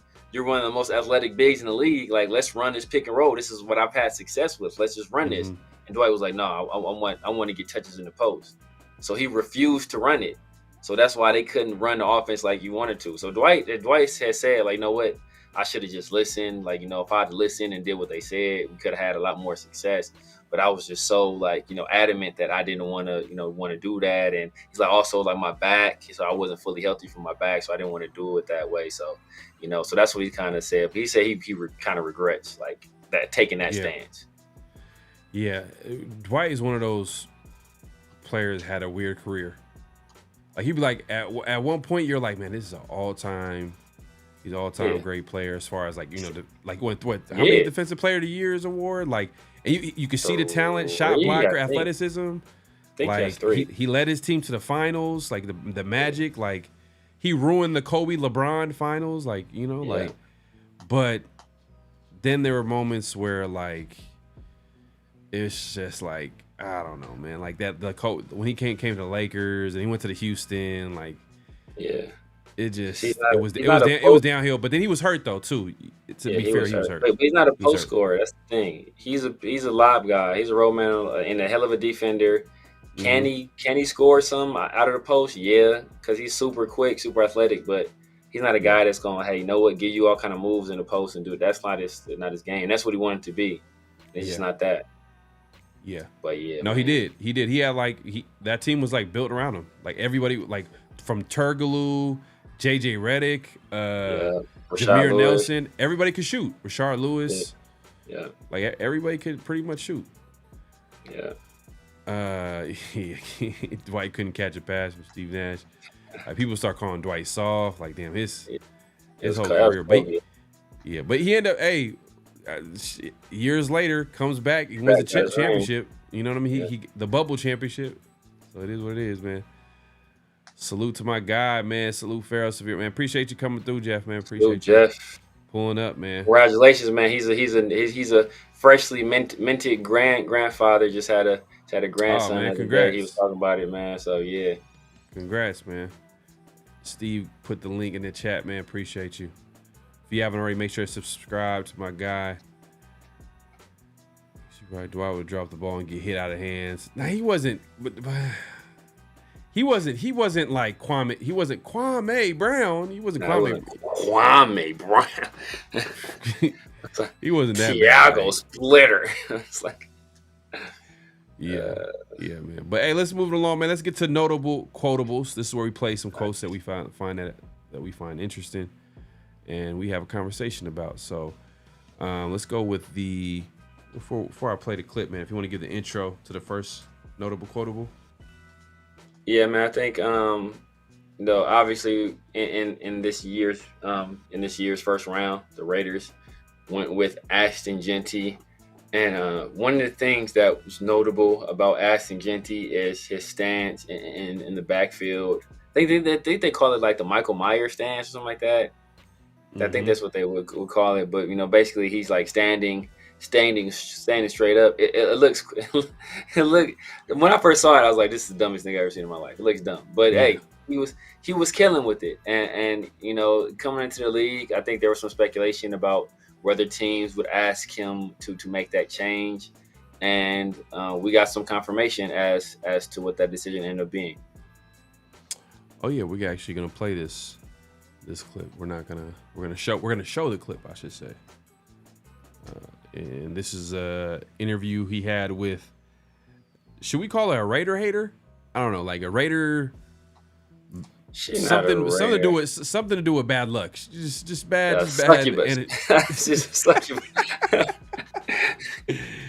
That's hilarious.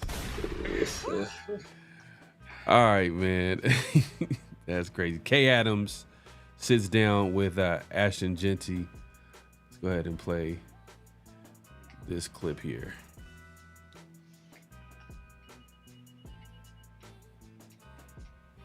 Can't hear it. Can you hear it? Can't hear it, no. Oh, you can't hear it? No, I can't hear it. No, negative. Oh, what is going on? Mm-hmm.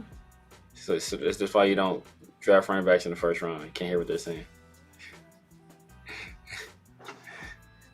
Dang, she damn near taller than Ashton Jeanty. That's trash. Yo, that's terrible. I did not notice that before. That's all bad. Hold on. He got cleats on too, man. That's not a good look. He's 5'8". It's not a good look, man. It's not a good look. You got this petite woman. It's not a good look. I figured out a way here. I'll figure out a way, and this is the way. But I don't like what I'm seeing. Sometimes you gotta, go with the flow. What's crazy is, man, Chip Kelly, he comes up to me the first day of rookie minicamp. He like, you play basketball?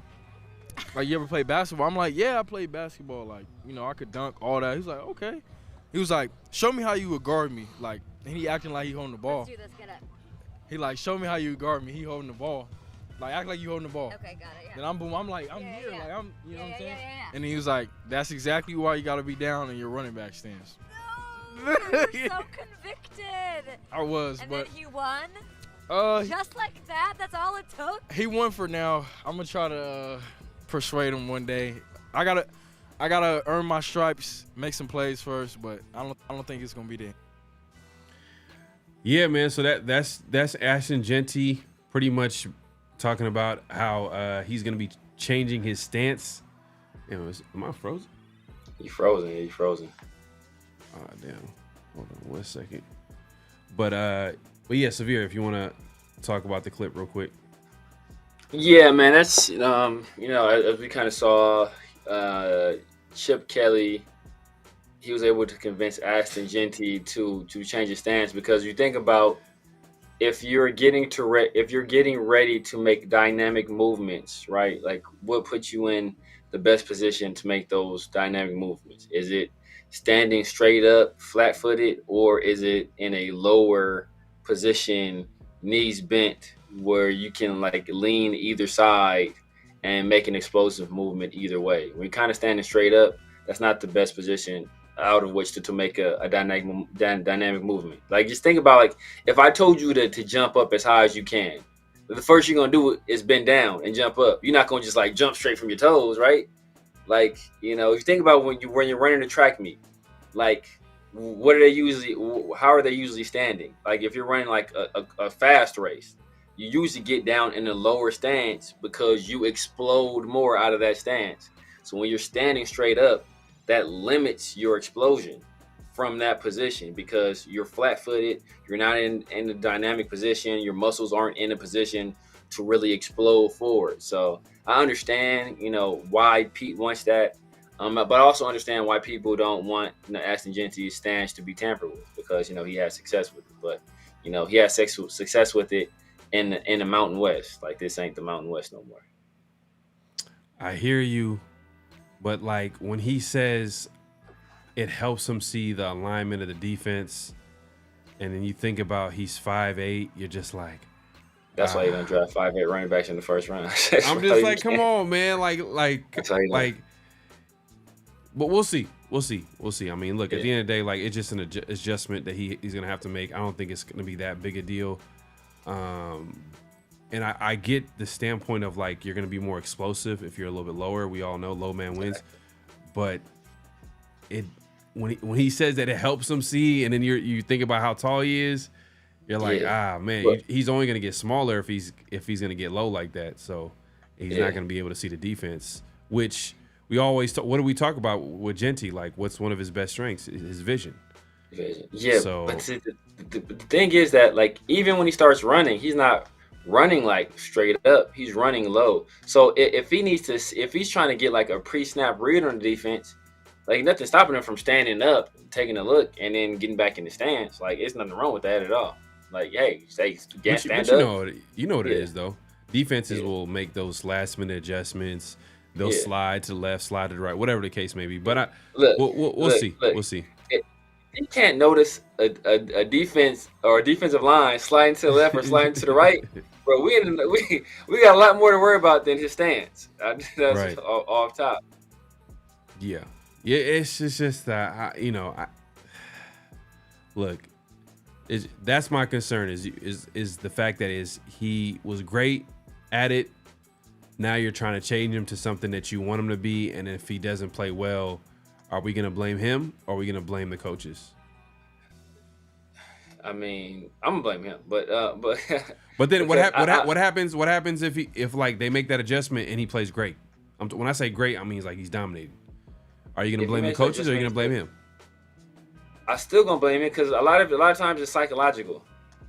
So a lot of times it's like, hey, I don't like this, I don't want to do this, and it's psychological more than anything. So for perfect example, right? We look at LaShawn McCoy. LaShawn McCoy had his best year in the league under who? Chip Kelly. We look at guys that Chip Kelly's put into the league, like LeGarrette Blount, LaMichael James. Like, all these guys were great college players when they were with Chip Kelly. When they got to the league, they weren't exactly the same level of player anymore. So he's proven that he can have success with running backs. He knows how to coach running backs.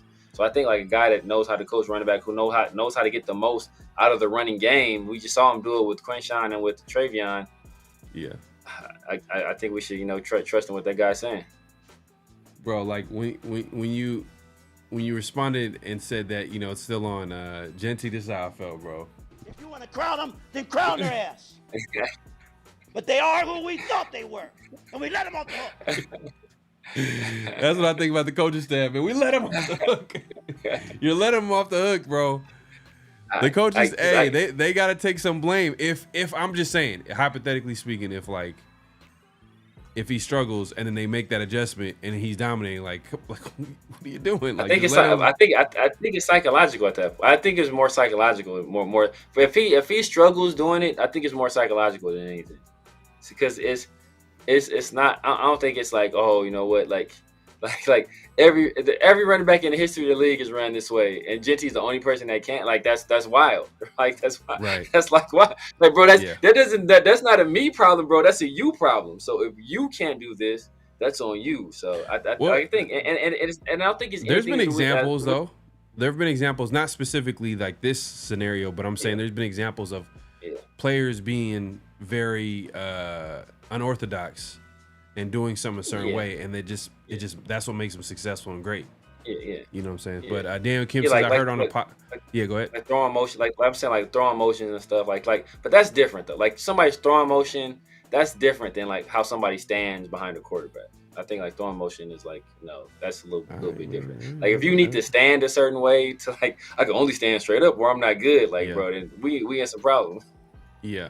Yeah, we'll see. I mean, Daniel Kim says, I heard on a podcast that the timing in the NFL is much faster and you can't be late to plays and developing and standing straight up makes you slightly late. Okay. I mean, hey, look, whatever Chip Kelly said, I'm sure he had more to say outside of him just saying get into the stance. You know, he convinced them like, all right, we're going to do it your way. But you heard what he said. It's not over, you know. Yeah. And I think, and you know, it's funny. You know what he mentioned?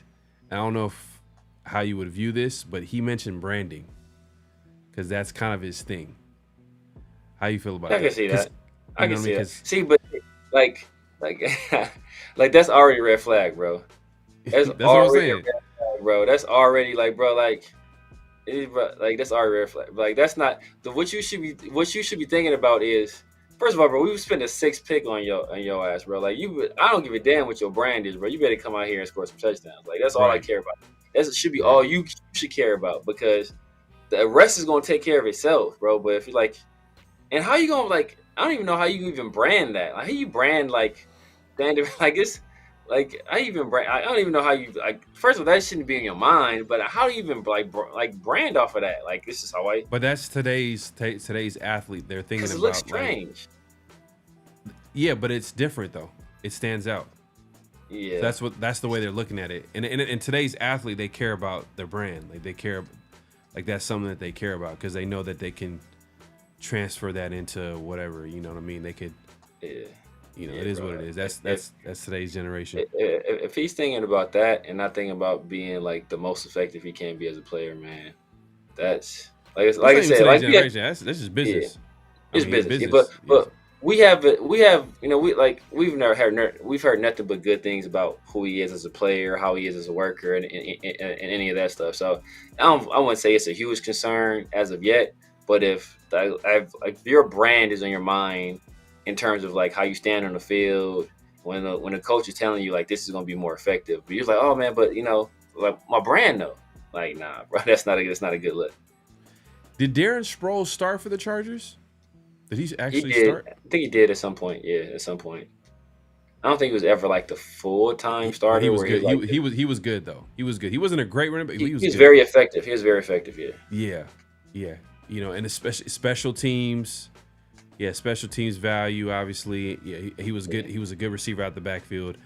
Daniel Kim says MJD and Darren Sproles were both 5'7". I think Jeanty will be fine. Okay. Yeah. Blame Spike. Dixon says blame blame Spike Taker. Yeah, MJD was pretty fast coming out. I think he pointed out saying that he ran 4.3. Sproles probably 4.3. Yeah, probably 4.3, 4.4. I would say. Yeah. But they're like different types of games. Maybe closer to MGD because Maurice Jones he broke tackles. Dixon says blame Spytek for drafting a 5'8" running back. Bro, that's exactly what I said. Exactly what I said. And that's probably a good segue to the next notable quotable. And this quote is from a recent podcast interview that he had, and he talked about the type of player that he looked for in Tampa Bay, and probably what he's going to be looking for in Vegas. Yeah. Let me go ahead and play this. When I got there in 2016, we won 9 games, and then we hit a little bit of a rough patch, and we had to be pretty self-critical of the players that we were selecting and signing in free agency, and understand where we missed, and then have a plan to come off of that. And it just got to a point where we all put our heads together, and we wanted to know what we want a Buccaneer to look like. What do we want these players to be that we either pay a lot of money to in free agency or we use high draft picks on. And we kind of found that I am that man moniker that we talked about all the time. And there was led by Jason, he said all the time, we don't miss on the player, we miss on the person. And so we really believed in that, and we made that kind of the central piece of our scouting process. We were going to commit to the person. We were going to almost demand that the person that we were selecting was a love it football person, that they were competitive as hell, that you almost had to, in a sense, kill them to get them off the field. Like the idea of put the football down anywhere and we just want to play. That became paramount. And there's always a temptation when you watch athletes move around. I mean, one of the drugs for me is to put on film and see somebody do something incredibly difficult and make it look extremely easy just because they're so gifted athletically. But more complicated is to find the driven, competitive, high emotional intelligence person that usually outlasts just the talented person. And when you find that person and they have the body of a Tristan Wirfs or a Vita Vea, that's, to me, I think, where you start hitting home runs. Hey, man. I'm all for character traits, things that I'm all for that. But like he said at the end, they got to be talented. Yes. Or they're going to be like a Cleveland Pharaoh. You know what I mean? Like you pick them high and then they end up being not a bad player, but just a role player. But you don't pick a role player at like number 3 or 4. So I think you take that with a grain of salt. Like, I value that. I like that they know what they want in a player as far as loving the game, loving football. I get why they would want that, but at the same time, hopefully they're talking about just talented players, like talent, and look at the type of players they drafted. A lot of like boomer busts in the later rounds, but they like the person. So that says a lot about their draft class then. If that's what they're looking for, that says a lot about Dante Thornton because that's what they feel like he is. That says a lot about the Melots, the 2 offensive linemen they took. Darian Porters, obviously Jeanty. We talked about him. Besh, we all know his story. You know what I mean? So it says a lot about the draft class if this is what they're looking for. I mean, what was your take on what he was saying about the type of players that he's looking for, especially from his days with Tampa Bay? Yeah, man. I think one thread that kind of runs between successful organizations is that character plays an important part in what they value in a player. And I think that when you think about that, and you think about some of the stuff you heard about, we all know about Shador, why he failed. It wasn't necessarily the player. They did not draft the player, but they didn't, draft the personality or what they thought the personality would be in the locker room. So character is important, and we hear Pete talk about building the culture and building the foundation. And essentially that's why the Raiders brought him in here, was kind of lay that foundation. And then, when you were able to marry that character, as he said, when you were able to marry that high character with the talent, like a Tristan Wirfs or a talent like a Vita Vea, then you have, the makings of a very good player. So I think, and you brought up Cleveland Pharaoh, right? I think Cleveland Pharaoh, I think he had he had the character for sure. The character, he had some of the talent. I just think he was just a misfit in what we ended up, what our defense turned into under Gus Bradley, because he was a fit in the Paul Gunther system. He didn't fit in the Gus Bradley system. Mm-hmm. So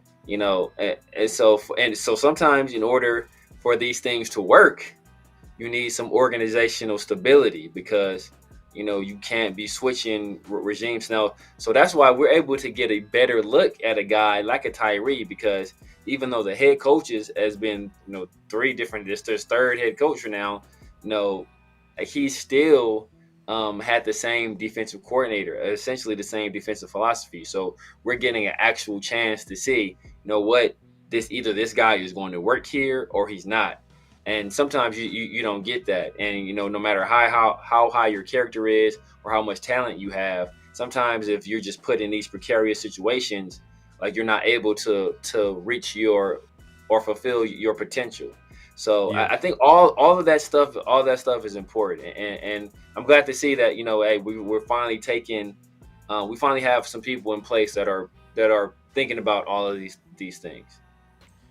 Well, I would say Gruden and Mayock tried. Like they tried to go for what they did was, what they did? You could probably say they took the easy way out route. They focused on, at the time, Clemson guys that were coming out of Clemson and Alabama, like winning programs. Like they were trying to get those high character guys. I don't know what the Damon Arnett. Ohio State. He was out of Ohio State. Yeah. So, but that's because look, there's nothing wrong with that strategy, right? Because look, you think about the college team that was the most dominant at that time. It was Clemson, right? So what did the Raiders do? They drafted a bunch of Clemson guys. Mm-hmm. They just didn't do it right. Yep. Perfect example. Fast forward, what team is the most dominant college team recently? Georgia. What did the Eagles do? Get a lot of No, I get that, and it worked for them. They just took the right guys. We didn't take the right people. Yeah, that's facts. Hey, Brim, good one. I love this. Work Done was a monster. Yeah, Work Done he was a beast. Good. Work Done was way faster than what's called it though. But he was like 5'9", 5'8", 5'9". Nah, he was probably 5'7". Really, the Work Done was small. He might have been 5'7". But Work Done, he was faster. Work Done's out of Florida State too. He's out of Florida State too, I believe. So he played like legit high level college football. Like Florida State is a blue blood program. So his comp, even though the ACC is not like the strongest conference, but the ACC is much stronger than the Mountain West. Europe Jurors Raider Podcast, man. Appreciate you coming through, man. Sub brothers, just sub to the channel, man. Appreciate you supporting the show, man, and subscribing. My guy, looks like you have your own podcast as well, man. So if you guys haven't subscribed, man, make sure to head over there and subscribe to my guy. Kevin Lurker says, when your fan base can draft better than you, that's a problem. Nah, that's facts. That's bad. And it's true. That is one stone cold fact right there. Like literally for a while now, but hopefully, Spy Tech can change that narrative. Even say you never. Yeah, I seen that. Like exactly. Yeah, man. I'm telling you, people that know Jeanty. People that know that position, bro, it just makes the most sense, man. They'll be like a quarterback. Like, look, when I take the snap from center, I don't like bending down. I like standing straight up. So I just lean forward a little bit and get like, no, bro, like just bend your knees so you can get in your drop back better. Like, what are you doing? Like it's still like this is my brand. It's my brand. I want to be able to look over all the linemen and see the defense. Like, bro, if you need to do all that, man, like sit your ass down somewhere, man. We're gonna put you in a pistol. We ain't gonna put you in a shotgun and put you in a pistol. You can't go from like a center like this. So shout out to LV Raider Tim. I think my guy got a podcast too, man. It's Nate. I was able to meet him in Bakersfield. Man, Salute, man. He just comes through and says Raiders. Man, I got you, bro.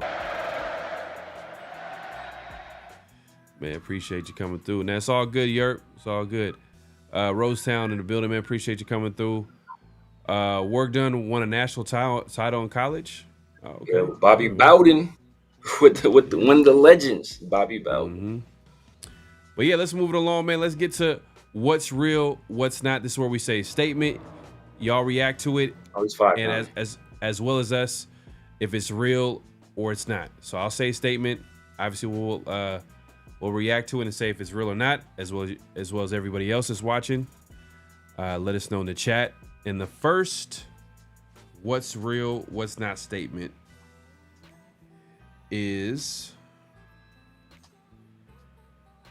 Christian Wilkins will miss the start of the season. First 4 games, be on the PUP list.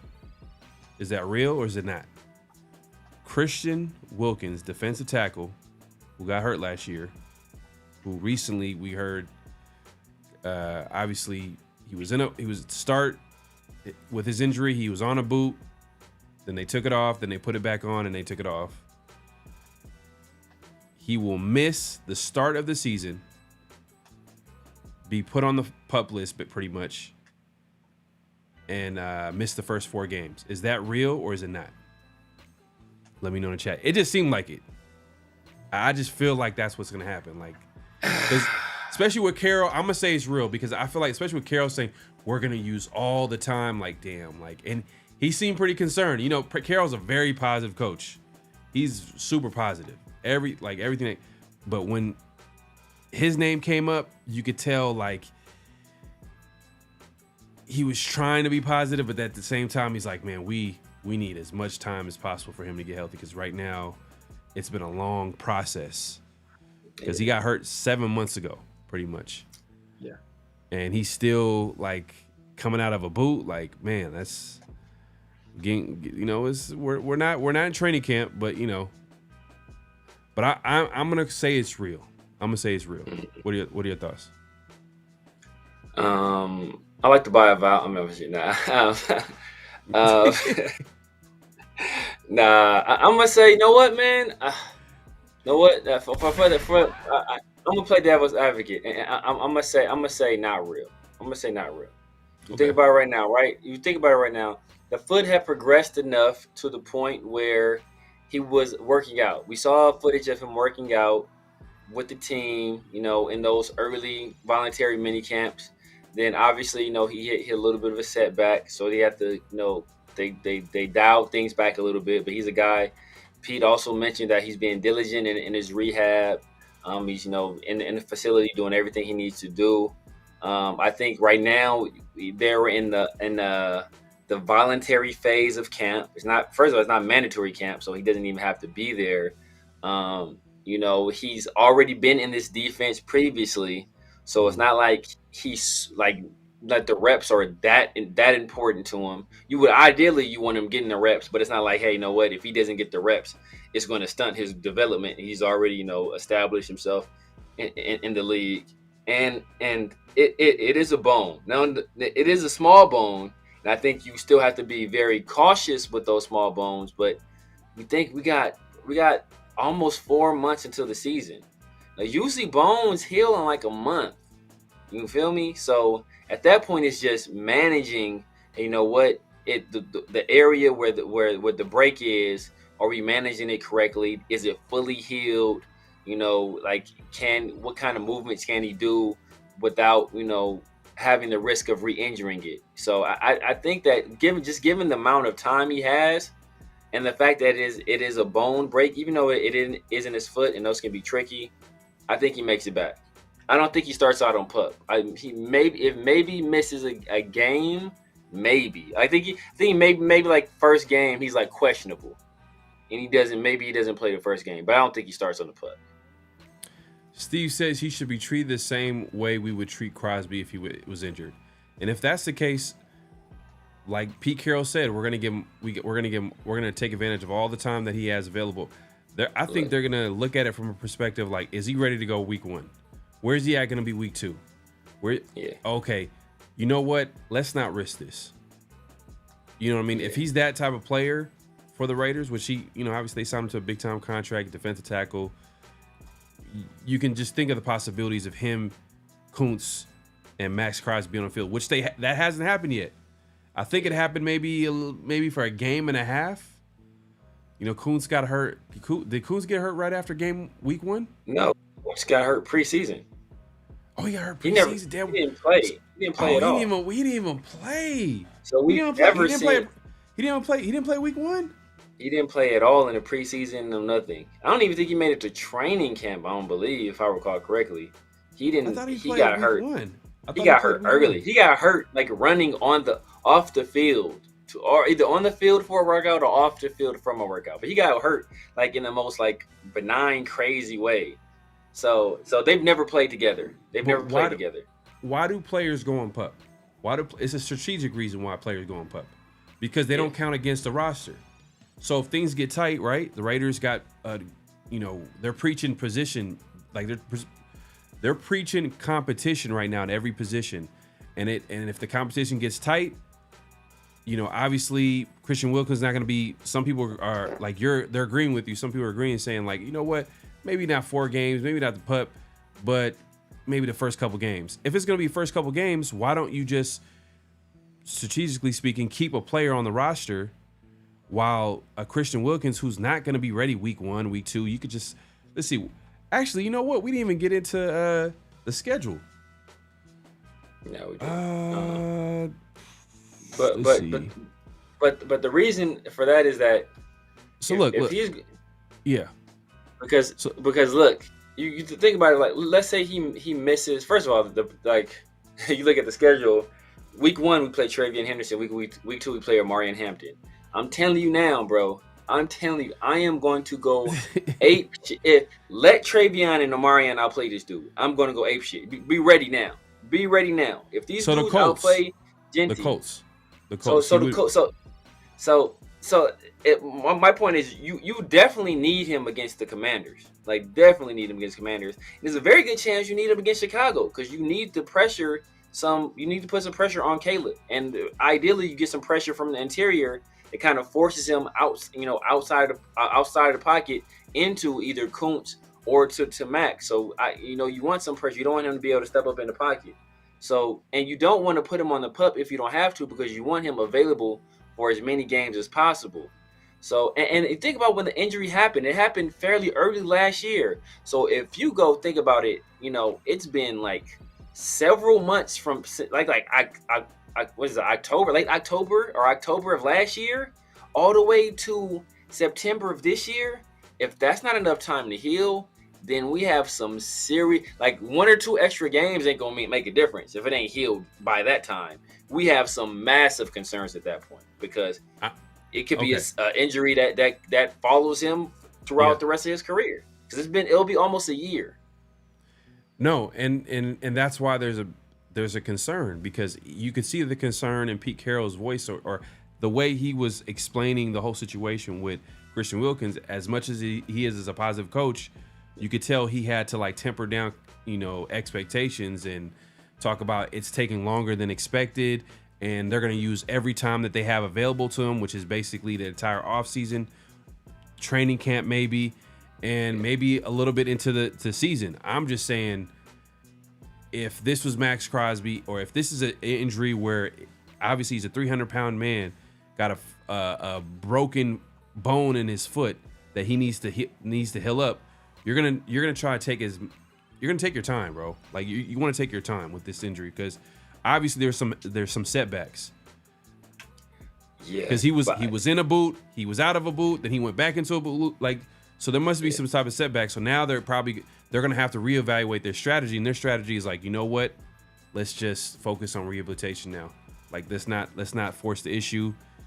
And I'm sure, I think PUP is gonna be on the table. I think it's real, but I hear what you're saying. We're literally arguing 4 games or 2 games. Like, you know what I mean? Yeah. I think it's a chance he's ready. I think if he's not ready, if he's not fully ready week 1, that's a huge concern, because it'll be almost a year since the injury.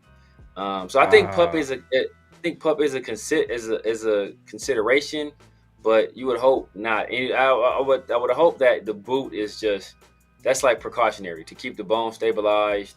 Hey, after you work out or rehab it, that's when it's at it's in a sensitive state at that point, because you've been putting some exertion on it. So hey, you know what? Let me take some of this pressure and this weight off of it, and put it in this boot, and that way, hey, it has as much time as possible to kind of heal. But and if all else fails, just pour some tussin on that thing, man. Just pour some tussin on it, man. It's gonna be all right. And maybe 5 since I flew out to Miami game last year, sucked to not see him on the field. Fins fans were yapping too.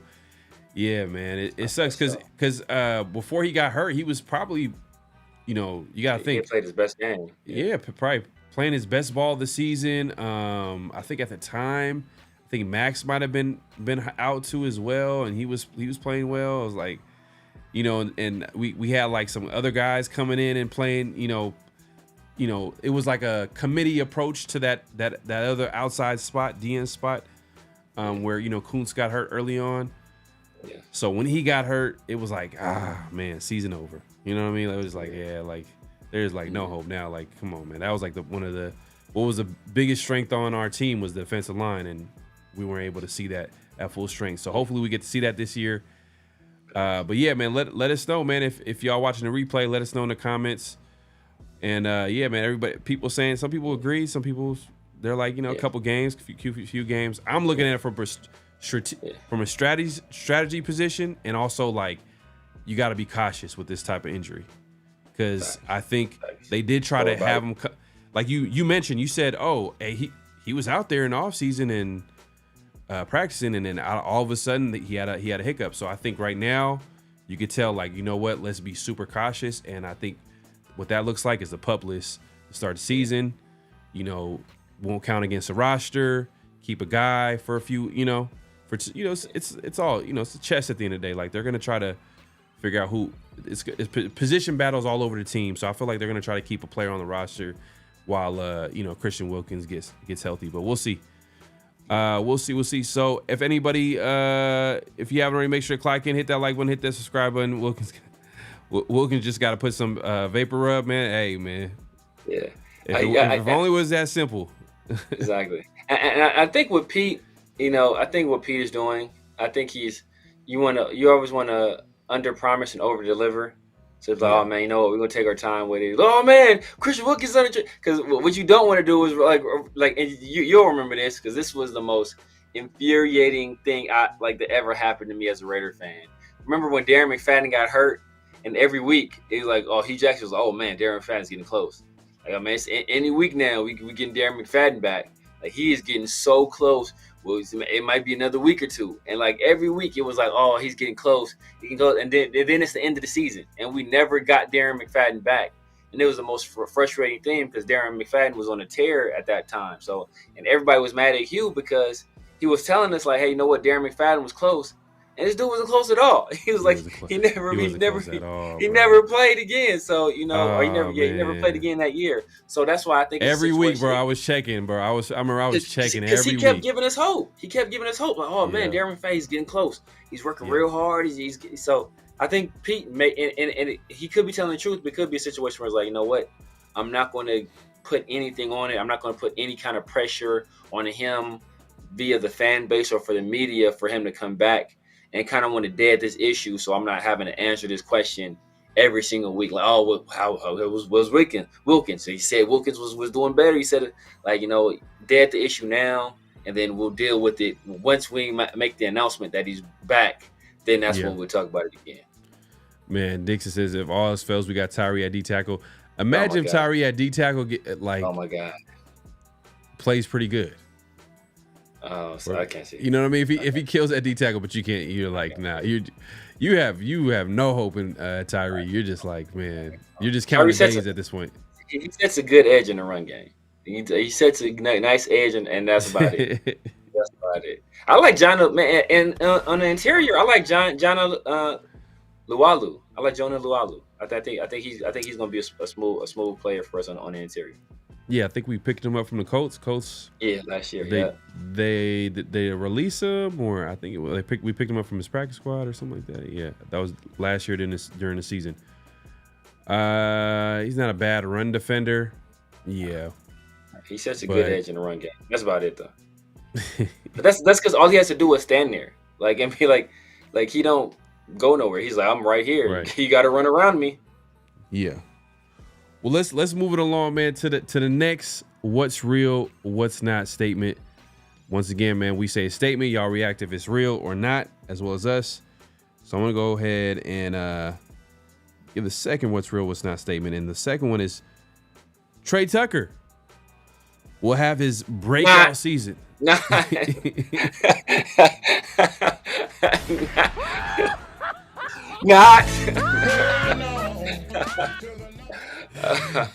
Trey Tucker will have his breakout season next season. And just to give a little bit more context to what that would look like, because we all know who's the number one option on offense, the number two option. Like we know what that is, and you got to throw in Jack Besh in there. So breakout season would be, especially for him on this team, would be 60 catches, about 700 to 800 yards, and 5+ touchdowns. Like if we're able to get that from him, I'm like, whew, like that's pretty solid. Because you got to look at who are the players in front of him who are probably going to get way more targets, way more involved in the offense. He's probably going to be like the deep threat, that's going to take some pressure or taking advantage of like the one-on-one opportunities. And if he does that, man, hey, look, that's a great season for him. So that's the what's real, what's not. Is Trey Tucker will have a breakout season next season, and it's going to look like 60 catches, 700 to 800 yards, 5+ touchdowns. Is that real or is it not? Let me know in the chat. Severe, man. You think it's real? I think I think it's not real. I don't think it's real. Yeah, man. I will say this, man. That Trey Tucker could have a breakout season, man. He can break route out of a roster spot and be unemployed. Now, but seriously, you think about last year. Think about last year, right? Think about last year when the Raiders were like in desperate need of some production at wide receiver. Like at one point or another, both Jacoby and Devontae were hurt. Then Devontae was gone. Then Michael Mayer was away from the team, and obviously, well, who do you have? Ramel Keaton and Alex Bachman and DJ Turner, and like with all of this, and the Raiders desperately needing somebody to produce at wide receiver, the most that Trey Tucker could muster last year was like 500 something yards. And that's what on some occasions him being like the number one wideout out there, right? Outside of Brock, who obviously was like the number one target, but with Trey being like the number one wideout technically in some of those situations, he still couldn't produce at that level. So is there a chance that he shows some improvement? Yeah, because like I said, like Chip Kelly, he's shown the ability to use players with his skill set who are questionable in their understanding of route running or their ability to run routes, or questionable in their ability to understand spacing and understand coverages or understand how to manipulate coverages. Like he's been able to have success with these guys at the collegiate level. Now, will he be able to do it at the NFL level? That remains to be seen. But he's shown that he can use some of these players. So I think he will, if Trey Tucker ends up being on this team, I think he will find a role for him. He will find a way to get him some touches. Will that equate to the 60 catches, 700 yards? Hell no. but I think he will show some improvements. Yeah, man. Hey, look, I agree, man. I don't think it's real. I think that it's just look at how the offense is currently constructed and who are the players that they're going to feature. They're going to want to run the ball. That's going to be a big part of their offense. Better run the ball. Right. And then after that, then you got to think about, okay, when they have to drop back and pass, because today's NFL, you have to pass. Like you can't just run the ball every down. But I'm sure Pete Carroll wants to do that. It's Brock Bowers. Then you got to think about the Michael Mayers of the world. Then you got to think about Jacoby Myers. Before Michael Mayer, Jacoby Myers. Yeah, and then you got to throw in a Michael Mayer after Jacoby Myers, because you're like, oh, okay, maybe if he has a good offseason, like they're gonna probably be in obvious running formations, but then you put a Michael Mayer in there, that's another target. Like Besh for him. Yeah, it's like 60 catches, 700 to 800 yards. Someone got hurt, or someone didn't live up to expectations on offense for him to get those yards. Like maybe Jack Besh, or a running game is trash, which is like that's like you think about like it's that's the only way I can see it. Which I don't see our running game being trash. I think Jeanty's going to be at the very least a solid to good NFL running back at the bare minimum. So a running game is not going to be trash. Brock is going to get his. Jacoby's going to get his. I think Michael Mayer has a better year. I think Jack Besh is going to get his. So it's like, with that many guys, and I don't think we're going to be like a super high octane passing offense. So I don't think we're going to have a bunch of these guys, putting up crazy yardage in the pass game. So I don't see it. I'm rooting for those guys too, Steve. I'm rooting for everybody on this team except Tommy Eichenberg. Everybody else, I'm rooting for you. Nah, you know what? I think Tucker could have a really good season.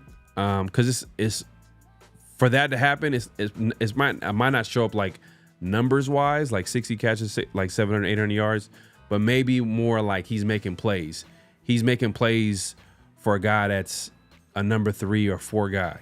You know what I mean? Because we also gotta think about like, hey, can he possibly lose his spot to Thornton? Yeah.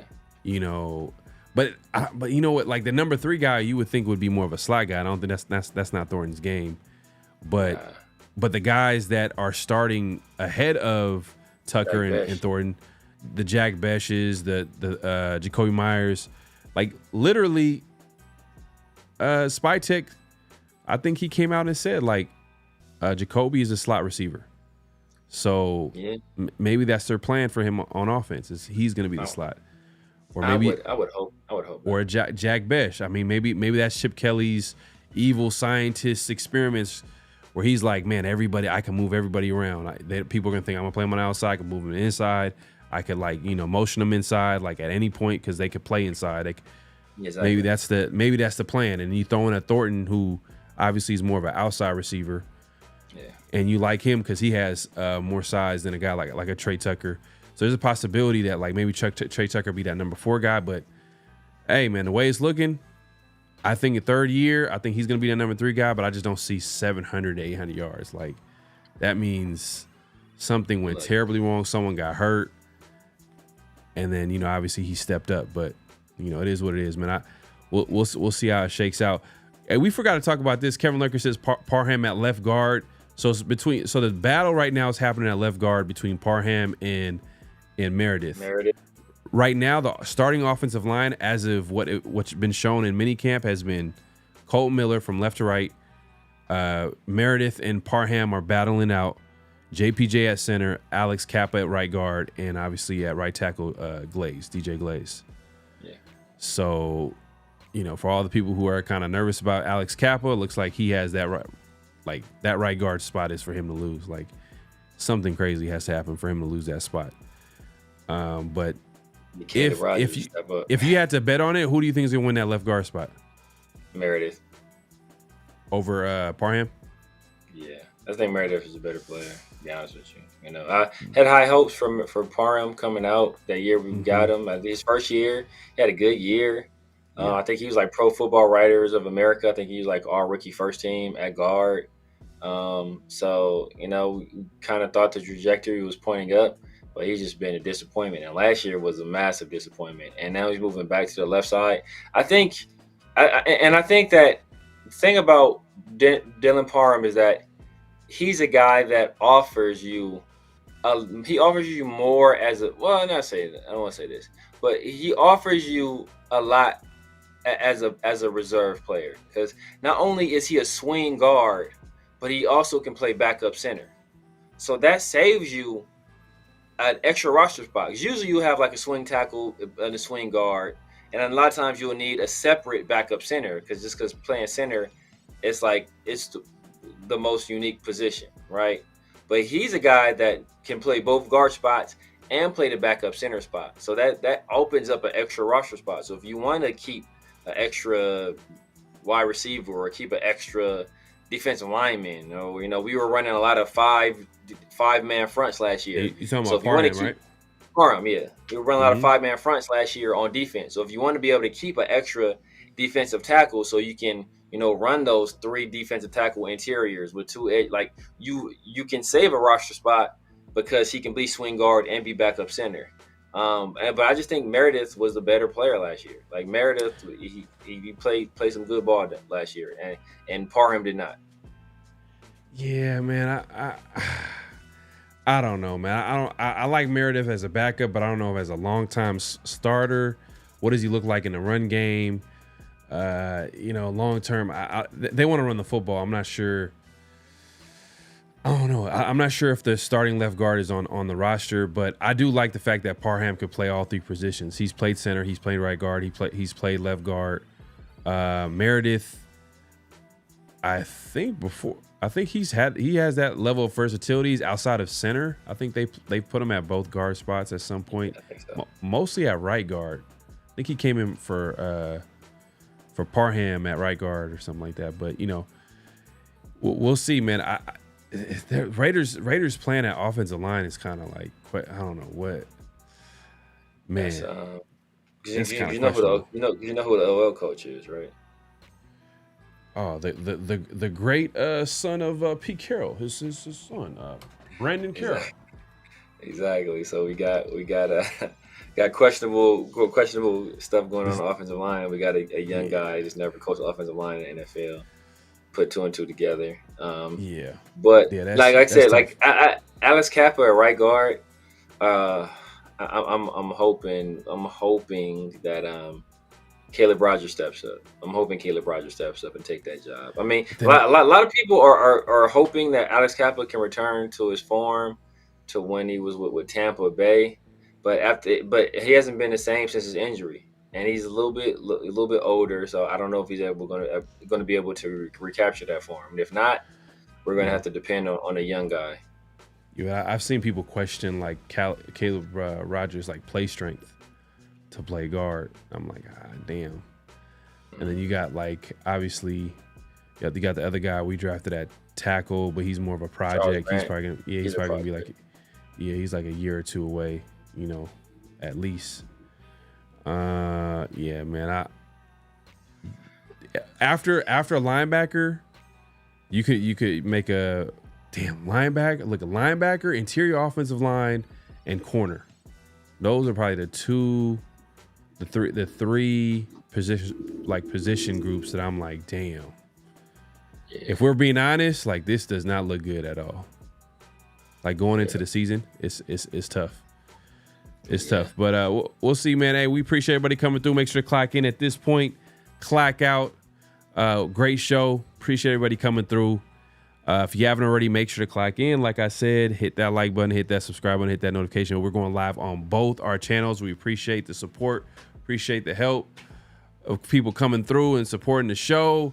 Make sure to leave a comment, man. If you had any comments about the show, what you think about, some of the things that we talked about.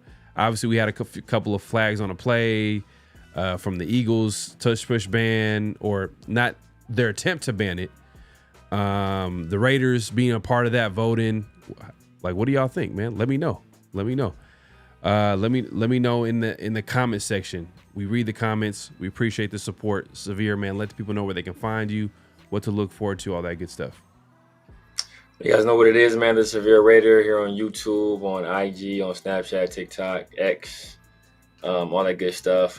Usually Tuesdays is Tuesdays for me. I usually got the 50-50 show with my guy PharoahNFL on Tuesdays, as well as the Raider War Room with Chris from Protected Shield and 805 Raider. Sunday night I got the Raider War Room with those guys as well, Chris from Protected Shield and 805 Raider. And then we got Around the Shield. Usually that's on Thursday nights for the off season. During the season we'll probably transition back to Friday nights, but for the time being we're doing that thing live on Thursday night. So just be on the lookout for that. Also going to be linking up with my guy Dub Raider. If you guys haven't subbed to Dub Raider yet, make sure y'all check out Dub Raider. We'll be linking up with him sometime in the near future to do an interview over there on that channel. So be on the lookout for that. But if you haven't done so already, make sure y'all hit that sub button. Make sure you hit that thumbs up. Leave a comment, man. If you like what you saw today, share it with some Raider friends. Appreciate you, big dog. I'll make sure I return a favor, man, and check out some of your stuff, man. I'm always trying to support other content creators, man. I remember when I was thugging out, it was just me and Steve, man. That was my only sub, man, Steve. So I remember those days, bro. So I got to check out. Hey, man, you funny as hell. Ari Coleman says, Packer fan Cam. I tune back. He said I look like Cam Jordan. I'll tune back in. You're one of the most underrated, underappreciated football players. Oh man, people just y'all hilarious, comedy, bro. man. You comedy. Kanye West and Cam Jordan, and I'm Jaden Daniels. Anybody black with a goatee, man, they this just automatic, bro, automatic. But hey, man, we appreciate everybody coming through. Been a great show. Like I said, make sure to clock in on the way out, which means hit that like button, hit that subscribe button, hit that notification bell. We'll be back here soon, and yeah. That's why you want to hit that notification bell so be notified when we go live and drop new content. Yeah, man, Severe, any last thoughts before we head out?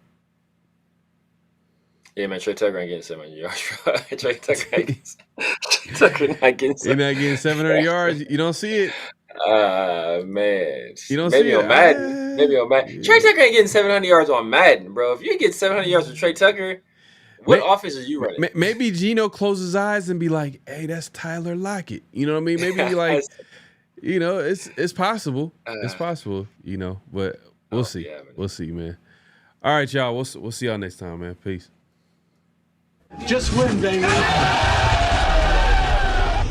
Hello? You play to win the game. You don't play to just play it.